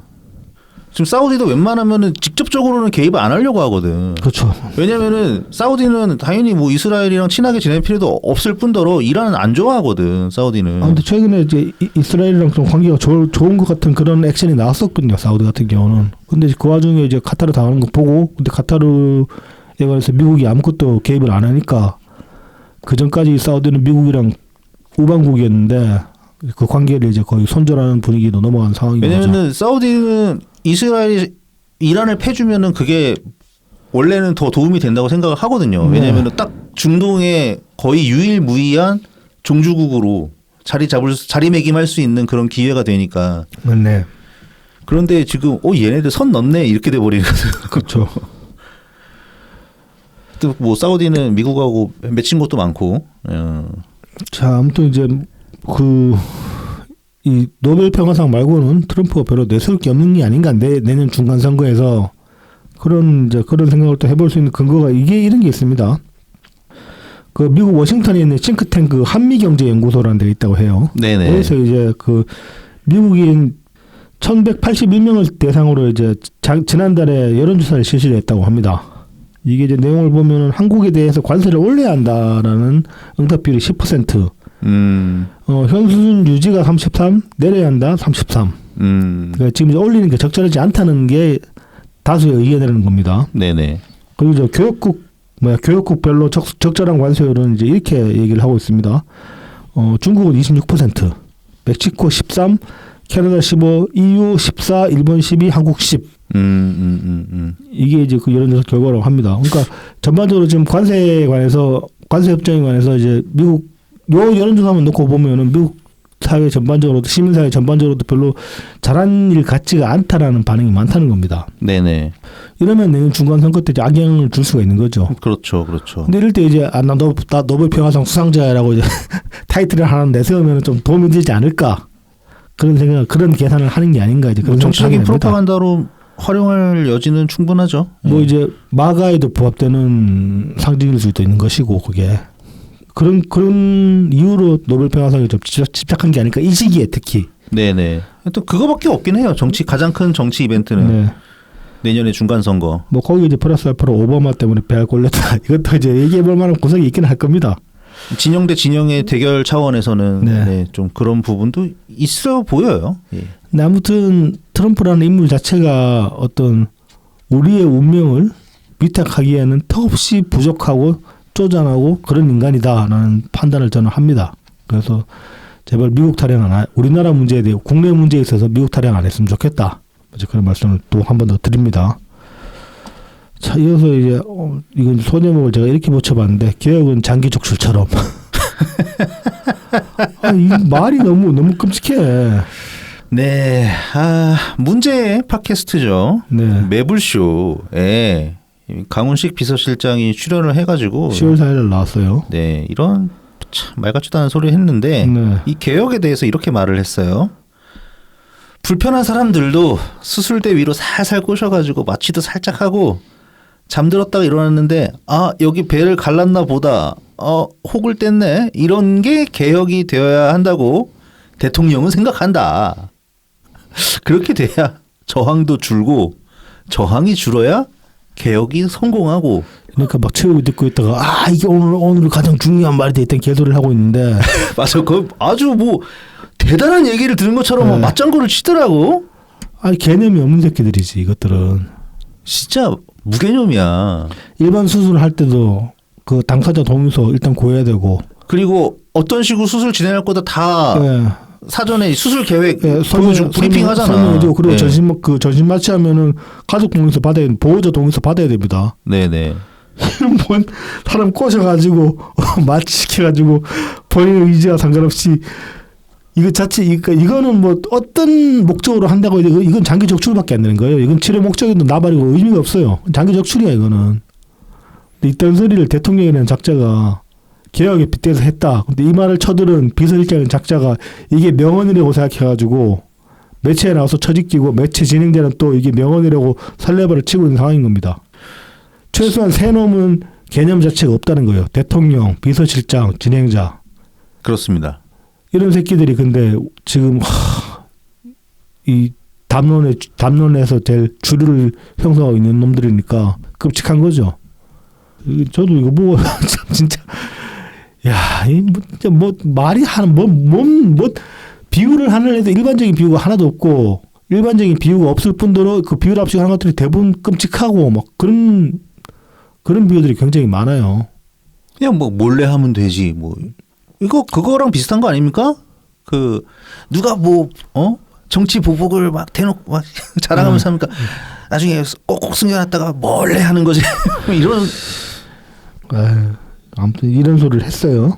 개혁은 김대중 대통령이 말씀하셨죠. 네. 딱 국민보다 반걸음 앞서가는 거라고. 몰래 하라는 그런 게 아니야. 저항을 줄이기 위해서. 우리가 몰래 할 수도 없어요. 제도가 바뀌는데 어떻게 그걸 몰래 합니까? 몰래 하겠다는 거는 사실상 몰래 한다는 게 아니라 반대자들이 찍소리를 못하게 확실하게 압살을 하겠다라는 그런 의미에 더 가깝다고 저는 봅니다. 그렇죠. 잘라내는 갖다 버리는 거잖아. 죽여버리겠다 이 소리예요, 사실상. 자, 그리고 10월 8일 날 민주당 기자 간담회에서 이제 수석 대변인 박수현은 이런 소리를 냈습니다. 뭐 이제 이재명 이제 내부 출연한 거 가지고 이제 국힘이 수위를 높이니까 한다는 얘기가 개혁에는 반드시 소음과 반동이 수반된다는 것을 우리는 역사를 통해 잘 알고 있다. 독버섯처럼 고개를 쳐들고 올라오고 있다. 아니 냉부에 나간 거 비판했다고 이게 무슨 개혁 반대가 됩니까? 거기 나간 게 개혁이야. 먼저 K푸드 팔려고 나갔다더니만 이제부터 개혁하러 나간 거야? 냉부에 나간 게? 이재명 피자가 개혁인가? 아무튼 그런 소리를 했고 뭐 이어서 이제 설거지에 빗대서 얘기를 합니다.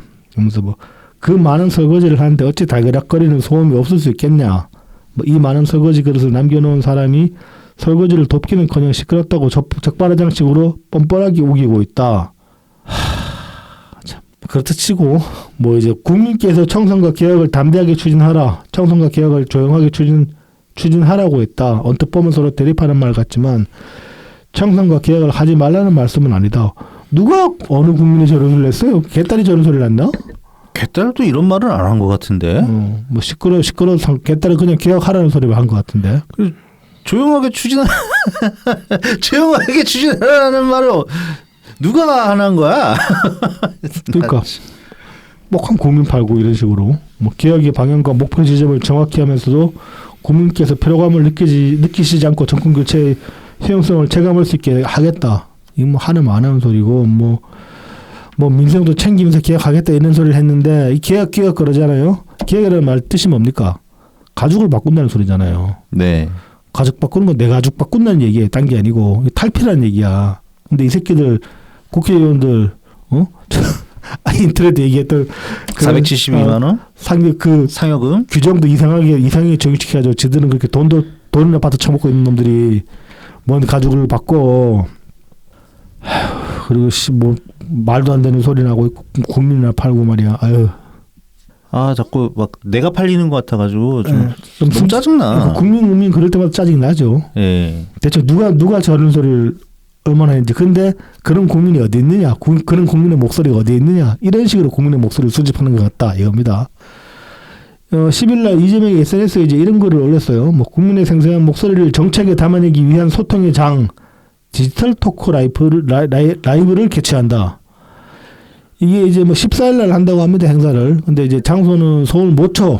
왜냐하면 경호상 기업이 있어가지고. 네네. 참 그 신청한 참가자 신청에서 이제 그 당첨된 참가자들한테만 개별 통지한다고 하는데 이것도 좀 웃기고 사실은 꼴값 뜬다 싶긴 한데 뭐 그렇다 칩시다. 그래서 이제 뭐냐면은 뭘 하냐면은 그 소비 쿠폰 품고 관해서 후일담 좀 들려달라. 그래서 뭐 그 자영업자 그다음에 소비 쿠폰 사용한 사람들 와서 이야기 좀 해달라. 이걸 이제 국민소통 디지털 토크 라이브로 이제 뭐 개최를 하겠다 이렇게 얘기를 했습니다. 자, 근데 디지털 토크 라이브면 유튜브 같은 경우는 유튜브 라이브 뭐 KTV로 생중계하게 한다는 거잖아. 그렇죠. 네. 여기 나와서 뭐 얼굴 다 까이는 거잖아. 얼굴 모자이크 해주지 않을 거 아니야. 목소리 음성 변조하고 그런 건 안 해줄 거 아니야. 애초에 참가 신청 받아가지고 이제 개별 통보잖아. 네, 선별을 하겠지. 쿠폰 너무 좋아요. 막 한 사람들만 갖다 데려다 앉히겠지 뭐. 뭐 그렇게 하겠죠. 잘 골라내겠죠. 응. 뭐 혹시나 그래도 이제 좀 쓴소리 하려고 이런 거 하지 마라 이런 식으로 얘기를 하려고 그런 의도로 참석하는 사람이 있을 수도 있어요. 근데 이거 전국적으로 생중계되는데 그리고 지금 신상이 다 저기 정보선에 들어 있는데 그런 소리를 대놓고 하시는 사람이 얼마나 될까? 그렇죠. 왜 기자들도 왜 그 얼굴 박제당하잖아. 그렇죠. 요즘 박제해가지고 뭐 개딸들이 테러도 하고 공격한다고 하는데 온라인상에서 여기 나와서 또 말 한마디 잘못하면 얼마나 까이겠냐고 신상 파져가지고. 그러니까 말이죠. 근데 이제 이런 데서 나오는 소리를 가지고 이제 국민의 소리, 뭐 국민의 명령 이딴 식으로 또 이제 호도하는 가능성이 굉장히 크죠. 아, 그렇죠. 네. 안 봐도 비디오입니다. 네. 그런데 이제 현실은 이건 좀 짚어봐야 되는 문제죠. 10월 4일 이제 서울경제 기사를 하나를 봅시다. 뭐 제목이 이래요. 라면 끓일 5분 사이 나라빚 11억 는다. 해서 이제 소제목이 재정 중독 벌어진 악의 입이라는 제목의 기사입니다. 이거 전에 저희도 한번 다뤘던 거. 기재부 이제 중개재정 계획에 따르면은 빚이 이렇게 늘어난다 이런 얘기입니다. 그래서 이 기사에 짚은 내용들을 잠깐 보자면은 우리나라의 지금 이제 중기재정 계획에 따르면은 우리나라 연평균 국가 채무 증가율이 8.3%. 그런데 IMF의 이제 국가별 정부 총부채 전망치랑 비교해 보면은 굉장히 높다는 겁니다. 이 비율이. 네네. IMF에서 이제 그 추정하고 있는 29년까지의 이제 그 부채 증가를 살펴보면은 미국이 연평균 5%. 5.5%. 미국이 5%, 일본이 5.5%. 네. 그다음에 독일이 6.1, 프랑스 5.2, 영국 4.3, 이탈리아 2.8, 캐나다 2.4 이렇게 나오고 우리나라랑 경제 규모 비슷한 나라들 스페인이 2.4고 대만은 마이너스 4.4예요. 근데 우리만 확 튀는 거지 8.3. 그래서 이제 이 기사에서는 이 같은 그 증가 양상의 이유를 재정 중독으로 이제 꼽고 있는 겁니다. 그래서 이제 위기 때마다 돈 풀기로 요약되는 확장 재정이 문제다 이렇게 얘기를 합니다. 구체적으로 보면 이제 글로벌 금융위기 그 2008년 때, 네. 그때라 이제 그 코시국 때, 2020년, 네. 이런 충격이 닥칠 때마다 정부는 대규모 추경을 통해 경기 부양을 하는데 이게 이제 단기적으로는 고용을 지키는 소비를 살리는 효과를 거두기도 했지만은 경기가 회복된 뒤에도 재정 지출은 위기 이전 수준으로 돌아가지 못했다. 그러니까 이제 단기적으로 그때만 긴급 상황이니까 재정을 확 늘린 게 아니라 한번 늘린 재정을 다시 줄일 수는 없었다는 거죠. 그 늘어난 규모에서 더 점점 더 커지게 그렇게 이제 갔다는 거죠. 그래서 이제 이게 사실은 일회성 처방으로 끝나야 할 확정 재정인데 상시 지출 체질로 이제 굳어지고 있다. 그래서 이제 재정이 확대되는 거다. 그러면서 부채가 늘어난다. 이렇게 지적을 하고 있습니다. 이건 이제 구체적으로 보면 코시국 이후에 이제 이런 양상이 더 심해졌다라고 볼 부분도 있는 것이고. 사실은 이게 2019년 이전까지는 그렇게까지 가파르게 오르지는 않았거든요. 네네. 뭐 GDP 대비 국가 채무로 따지면은 네. 그래도 좀 완만한 편이었다고 볼 수 있는데 네. 2019년부터 이제 굉장히 적극적인 확장 재정을 네. 펼쳤죠. 네. 문재인 정부 때 네. 이해찬이 지랄해가지고 근데 그 그것도 2018년 예산 결산했더니 예산 남았다고. 네. 그치 기재부 완전 그뭐 죽일로 만들었지. 그래가지고 2019년에 이렇게 하고 근데 2020년에 이제 코로나 시국이 되니까 더 적극적으로 이제 재정을 사용을 했죠. 네.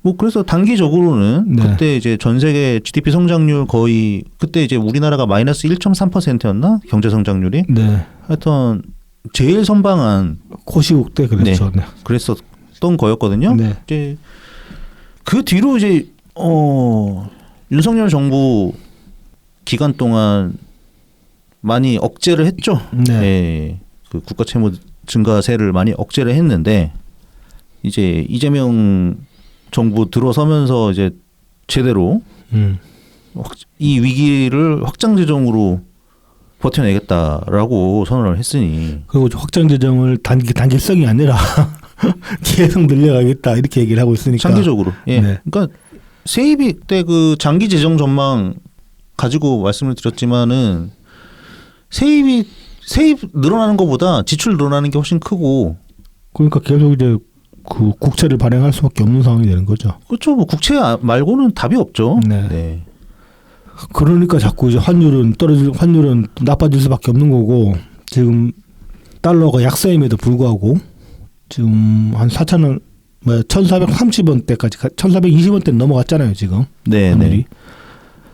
그걸 가지고 또 뭐 SNS에 한 개에 따른 뭐 윤석열 정권이 그 무슨 비냐 그거 안 잡히는 거 특활비? 특활비로 환율 방어할 돈 다 썼다 했던 개소리를 하고 있던데. 말도 안 되는 소리 하고 있어요. 특활비로 뭐 한 몇십 조씩 쓰나 보지? 그러니까 몇십 조 몇백 조를 쓰는지 모르겠는데 그것도 이상 뭐라 그러더라 그 기축기금이라는 말을 기축기금을 썼다 했던 소리를 해가지고 기축기금이 뭔 소리야? 그거는 이재명이 쓰기 좋아하는 건데 기금은. 그러니까 기축기금이라는 말 자체가 없어요. 없죠. 기축기금은 없습니다. 기축통화만 있지. 기축통화는 기축통화고. 어디서 이상하게 어설프게 주워 듣고 와가지고 막 대단한 소리 그렇게 늘어놓는 거 보니까 그래 저게 파시스트의 일반적인 수준이긴 하지 그런 생각은 들더라고요. 네. 무식하니까 파시스트가 되는 거지. 그래서 확장 재정이 문제고 이제 이 확장 재정에 젖어버린 상태 이게 이 재정 중독이 문제다. 그러니까 이거는 정부 차원에서의 문제일 뿐만 아니라 국민 차원에서의 문제도 되는 겁니다. 뭐 이제 앞서 뭐 지난 방송에서 말씀드렸지만은 프랑스 케이스가 그런 케이스라고 할 수 있는 것이고, 근데 우리도 이제 그 꼴이 될 것 같다. 지금 이런 식으로 나가다 보면은 뭐 그런 생각이 다시 한번 듭니다. 그나마 프랑스는 유로를 쓰지. 그렇죠. 우리는 유로도 아닌데. 자, 그 와중에 이제 좀 소제목을 선동과 세금 낭비라고 붙여봤는데 요 기사를 그냥 한번 짚어보려고 가져왔는데 10월 5일자 서울신문 기사를 하나 봅시다. 제목이 이래요. 후쿠시마 예산 방류 이전으로 축소 방사능 위설 허구 인정 해가지고 그 국회 이제 농해수위 소속 조승원 국민의힘 의원이 해수부로부터 제출받은 자료에 따르면은 정부가 지난 9월 국회에 제출한 26년도 예산안에서 해수부의 후쿠시마 예산이 4,983억 원으로 책정이 됐다고 합니다. 네. 이게 이제 올해 예산 대비 31%나 감소한 거라고 해요. 그리고 이제 오염수 방류 직전 해인 2022년 관련 예산이 3,954억 원이었다고 합니다. 이제 예산 항목을 좀 보면은 24년 예산이 7,310억 원이었다고 해요. 굉장히 많이 편성이 된 거죠. 근데 24년에도 이 중에 1,926억 원은 불용 예산, 그러니까 사용을 안 했다고 합니다. 네. 예산을 다 못 썼다는 겁니다. 그리고 25년도에는 편성 예산이 17억 원이었는데 이 중에 2,574억 원이 역시 불용이었다고 해요. 네네. 그 36% 비율. 굉장히 높은 비율이죠. 그러니까 이런 식으로 계속 불용이 되니까 내년 예산이 4,984억 원까지 깎였다는 소리입니다. 이게 이제 주로 그 불용된 예산 항목이 보면은 재해 대응 긴급 경영 안정 자금이랑 비축 사업 쪽에서 이쪽에서 돈이 제대로 안 쓰였다고 합니다. 책정된 예산 중에 쓸 일이 없다는 얘기가 되는 거죠. 네네. 그 이제 오염수 집중 방류 불안 확산에 따라서 세부 사업 예산이 각각 2배에서 최대 5배까지 증액됐지만은 실제 수요는 거의 없었다라고 판단할 수 있는 부분이 되는 겁니다. 실제로 지금 후쿠시마 그 오염수 방류 전만 해도 그렇게 난리쳤는데 뭐 해산물 시장에 심각한 타격을 받았다 그런 얘기들은 없잖아요. 초반에 잠깐 있었지. 잠깐 있었다가 예. 지금 뭐 횟집 망했다 그것 때문에 횟집 망했다는 얘기는 저도 못 들어봤거든. 지금은 그냥 손님이 없어서 그냥 경기가 안 좋아서 그런 경기가 안 거지. 좋아서. 네. 근데 당시에 이제 어땠냐 다시 한번 좀 약간 짧게 이제 좀 반출을 해보자면은 당시 야당한테 민주당 공세가 장난이 아니었잖아요. 네네 그랬죠. 뭐 제2의 태평양 전쟁이다. 뭐 대한민국 수산업 붕괴 막 이런 소리 했었고 정청래 같은 경우는 당시에 수석 최고위원이었는데 핵 오염수 직접 마셔봐라 뭐 이런 소리도 했었고 뭐 일본 갔다가 망신당하기도 하고 이재명 단식도 이거 핑계 대기도 했잖아. 네네네. 근데 다 개짓거리였다는 거죠. 결과적으로는. 답답하죠. 네. 자 그리고 이제 이어서 이건 규모는 크진 않지만은 이것도 쓸데없는 돈 낭비 아니냐라는 이제 그런 느낌이 들어서 이 기사도 가져봤는데 10월 8일째 뉴시스 기사입니다. 방통위가 이제 방미통일로 방미통일로 개편이 되잖아요. 네네. 지금 이제 방송통신위원회에서 방송미디어통신위원회로 개편이 되는데 요 명칭 변경이면 예산이 2억 2천만 원 정도 든다고 합니다. 관련 그 정도 들어갈 거예요. 예. 그렇죠. 뭐 현판 교체 같은 거하고 사무실도 재배치하고 뭐 CI 작업도 교체하고 해야 되니까. 네네. 그 이제 방미통위 같은 경우는 이제 과기부의 미디어 진흥 기능이 이제 합쳐진 기존 방통위에 합쳐진 그런 형태라고 하는데 이 관련해 가지고 과기부 예산 일부도 과기부로부터 91억 7,200만 원 예산도 이제 이체받은 상태라고 합니다. 이거 사실 예산 전용이다 이렇게 지적이 나오는 부분이고 이 부분 같은 경우는 이거 그냥 뭐 아무리 핑계 대봤지 결국 이진숙 방통위원장 몰아내려고 이 짓거리 한 거밖에 안 되는 거잖아요. 네네. 근데 이제 그 개짓거리를 하려고 또 이제 국고를 쓸데없이 낭비한 그런 모양새가 되는 거죠. 자, 그리고 이제 그 10월 9일째 조선일보 기사를 하나 보면은 이런 제목의 기사입니다. 13국 특사단 4억 6천만 원 썼는데 정상 만난 건 5번 불과. 이거 이제 취임 초기에 뭐 해외 특사를 막 여러 군데 보냈잖아요. 민정 국회의원들. 네네 그렇죠. 이거 관련된 이제 예산 집행 내역인데 이제 9일날 안철수 국민의힘 의원실에 따르면 정부는 지난 7월부터 유럽연합 그러니까 EU에 영국, 프랑스, 독일, 폴란드, 캐나다, 호주, 인도, 그다음에 말레이시아, 베트남, 인도네시아, 중국, 이집트 등 13개국에 37명의 특사단을 파견을 했고 요 관련 예산이 총 합쳐가지고 4억 6천만 원 정도 들었다. 근데 이제 뭐 비용 정산 중인 중국과 이집트를 제외한 11개국 특사단 파견에만 그러니까 13개 나라가 아니고 11개국 나라에만 4억 6천만 원 정도를 썼고 뭐 경비는 국가별로 적게는 729만 원, 많게는 7,750만 원까지 들었다. 이렇게 이제 일하고 있습니다. 근데 문제는 뭐냐? 이렇게 돈을 써서 갔는데 그 나라 정상 맞는 게 몇 개국 없다는 거예요. 5개 나라밖에 없다고 하네요. 그리고 이제 주요국이라고 할 만한 나라는 이 중에 인도 정도밖에 없죠. 사실 인도네시아도 좀 중요한 국가긴 한데 당장 베트남도 비교적 그렇고 뭐 이제 그 교육 차원에서 좀 뭐 무시할 수준은 아니긴 합니다만은 근데 이제 뭐 구치가 큰 부분은 아니니까 아무튼 이제 5개국에 뭐 정상밖에 못 만났다. 그리고 또 이제 뭐 괜히 그 정권 바뀌고 나가지고 또 배지들 그냥 외유 한번 시켜준 거 아니냐 이런 식의 이제 비판이 날 수 있는 부분인 겁니다. 그럼 재정 이야기하면서 이재명이 과거에 맨날 했던 얘기들 뭐 새는 돈만 막으면 다 할 수 있다 그런 소리를 했는데 새는 돈은 과연 잘 먹고 있느냐 이제 그런 지적을 할 만한 부분이 되는 거죠. 예전에 그러니까 그렇게 막 다 새는 돈 취급하고 그래서 그렇지. 그러니까 필요 없는 예산 집행이 아닌데 그런 것들이 이재명이 말한 것들 중에 상당수는 자, 이제 마지막으로 진중권 인터뷰 기사 하나 봅시다. 이 양반 이제 시사저널 이제 10월 10일 날 올라온 기사인데 제목이 이래요. 한국 민주주의 어디까지 후퇴했나? 1987년 전으로 회귀 세상이 미쳐 돌아간다.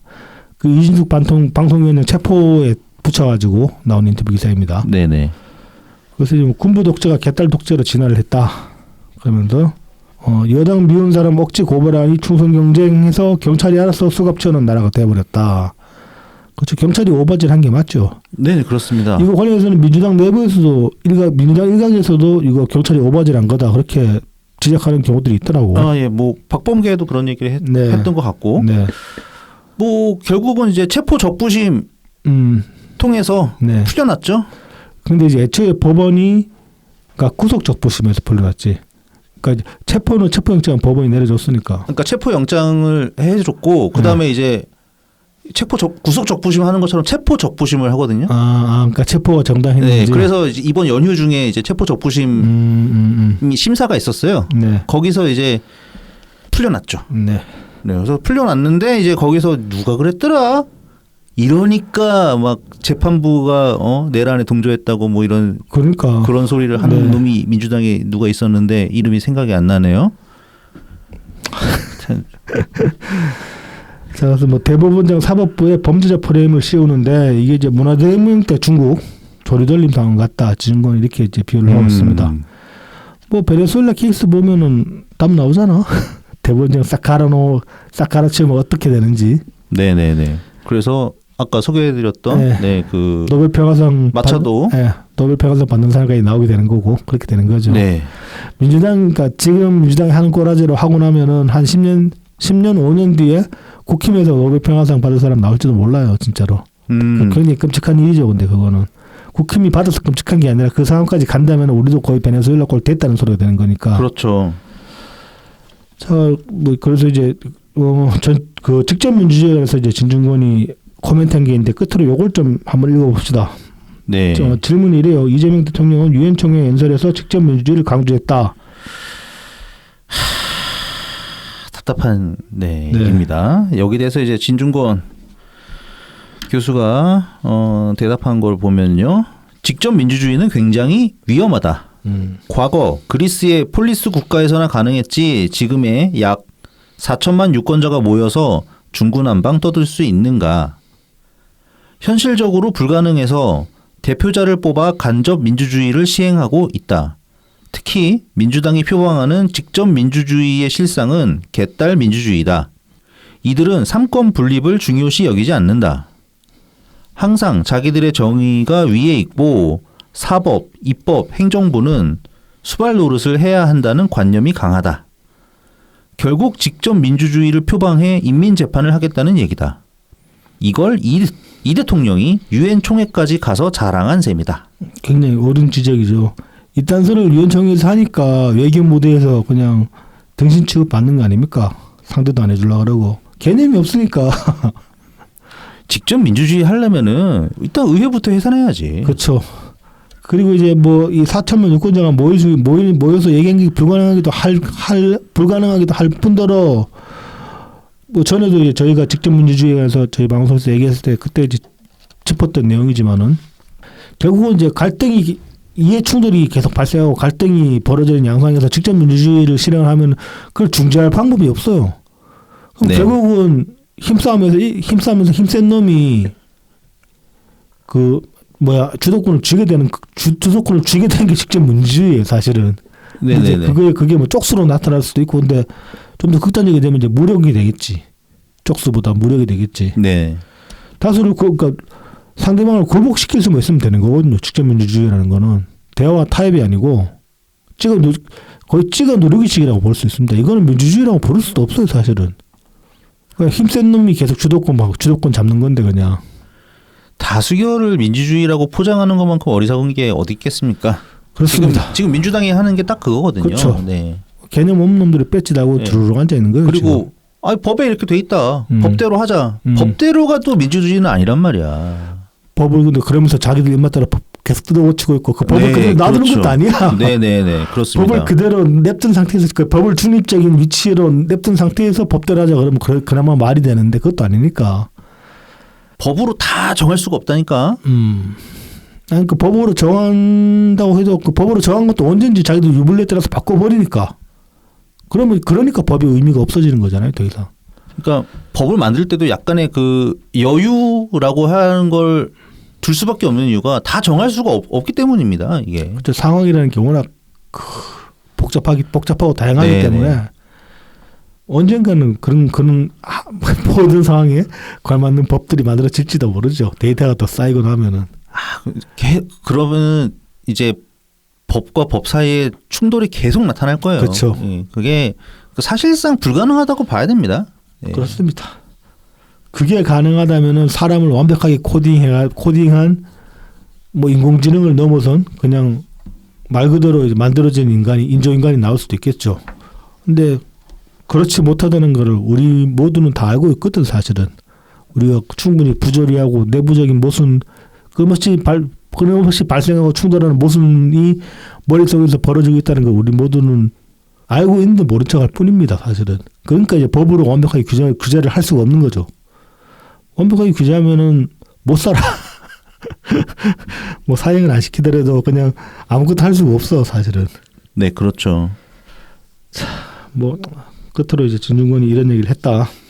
굉장히 맞는 얘기다. 그리고 이제 이런 소리가 결국 국제사회에서 등신 취급 반대 결정적인 역할을 하고 있는데. 야, 유엔총회에 나가서 이렇게 얘기를 했다고? 네. 참. 문제는 근데 이게 얼마나 등신 소리인지를 지적할 수 있는 사람이 민주당이 아무도 그러니까 그 대통령 부근에 주변에 아무도 없다는 거예요. 그렇죠. 예. 이게 뭐 이재명 혼자서 막 써가지고 그 총회 연설을 했겠습니까? 유엔총회 가서. 그러니까요. 거기 그 뭐 연설 비서관이나 뭐 하여튼 뭐 들러붙어가지고 이렇게 네. 최종적으로 나온 그러니까 대통령실에서 결국은 나온 건데 네. 대통령의 의지에 따라서 네. 한심합니다. 근데 이재명식으로 정치를 하면 직접 민주주의가 가능할지도 모르지. 우리 같은 반대자들 다 죽이 없어버리고 나면은 그러면 직접 민주주의가 가능할까? 아닙니다. 근데 그래도 못할까요? 그러면 자연스럽게 중국에 흡수되지. 아니면 그것보다 우리 같은 반대자들 다 죽이고 나도 반대자가 사라지지 않거든. 얼마 전에 이제 트윗에서 그 요즘 많이 이제 좀 눈에 띄는 개딸 하나가 그런 소리를 하더라고. 그 뭐 민주당에 또 뭐 민주당 안에 수박이 있다 이런 소리를 또 하더라고. 그래서 제가 거기에 대해서 이제 그런 소리를 했는데 니들이 우리를 다 쫓아내고 나니까 니들끼리 이제 수박이라고 딱지 붙이기 시작하는 거고 그거는 이미 예견됐던 일이다. 니들만 모를 뿐이다. 그런 얘기를 제가 했었는데 직접 민주주의를 하려면 우리를 다 몰아내고 나도 직접 민주주의를 못할 거예요. 왜냐하면 그 안에서 또 충돌이 일어날 거거든. 그러면 또 반대자 절반은 또 죽이겠지. 그러면 그 죽이고 나면 그 그룹들 안에서도 또 반대와 찬성에 찬성으로 또 반이 갈릴 거라고. 그럼 또 죽이고 해가지고 결국은 최후에 남는 사람은 뭐 한두 명 정도밖에 안 남게 되겠지. 그러지 말자고 정치를 하는 겁니다. 근데 지금 정확하게 정치의 의의를 저버리는 반대의 길로 가면서 그게 민주주의라고 지금 표방을 하고 있는 거예요. 포장을 하고 있는 거예요, 이재명은. 당장 자기 안 죽으니까. 안 죽을 것 같은 거지. 민주당도 안 죽을 것 당장 같겠지. 내가 죽으니까. 네, 그러다가 훅 가는 수가 있습니다. 비명계 그래도 제일 한심한 거 어떻게 보면 비명계야. 안 죽을 줄 알았는데 죽었거든. 게다가 다시 부활할 것 같거든. 생각하시는 것들이. 찍소리도 못 하고 있는데 뭐. 자, 뭐 추석 잘 보내셨으리라 믿고. 네. 저희는 또 이제 다음 주에 다시 뵙도록 하겠습니다. 예, 다음 주에는 좀 날씨가 구름이 좀 없었으면 좋겠는데 일단 다음 주 초까지는 비가 온다고 하더라고요. 뭐 요즘 이번 주에 계속 무슨 영국 날씨 같아. 예, 그러니까요. 지치네 이게. 그래서 그런지 오늘 방송도 좀 처지는 것 같아 느낌이. 네, 그렇습니다. 네. 자, 하여튼 좀 날씨도 좀 맑아지면 좋겠고, 예, 그걸 기대하면서 네. 다음 주에 다시 찾아뵙도록 하겠습니다. 감사합니다. 감사합니다.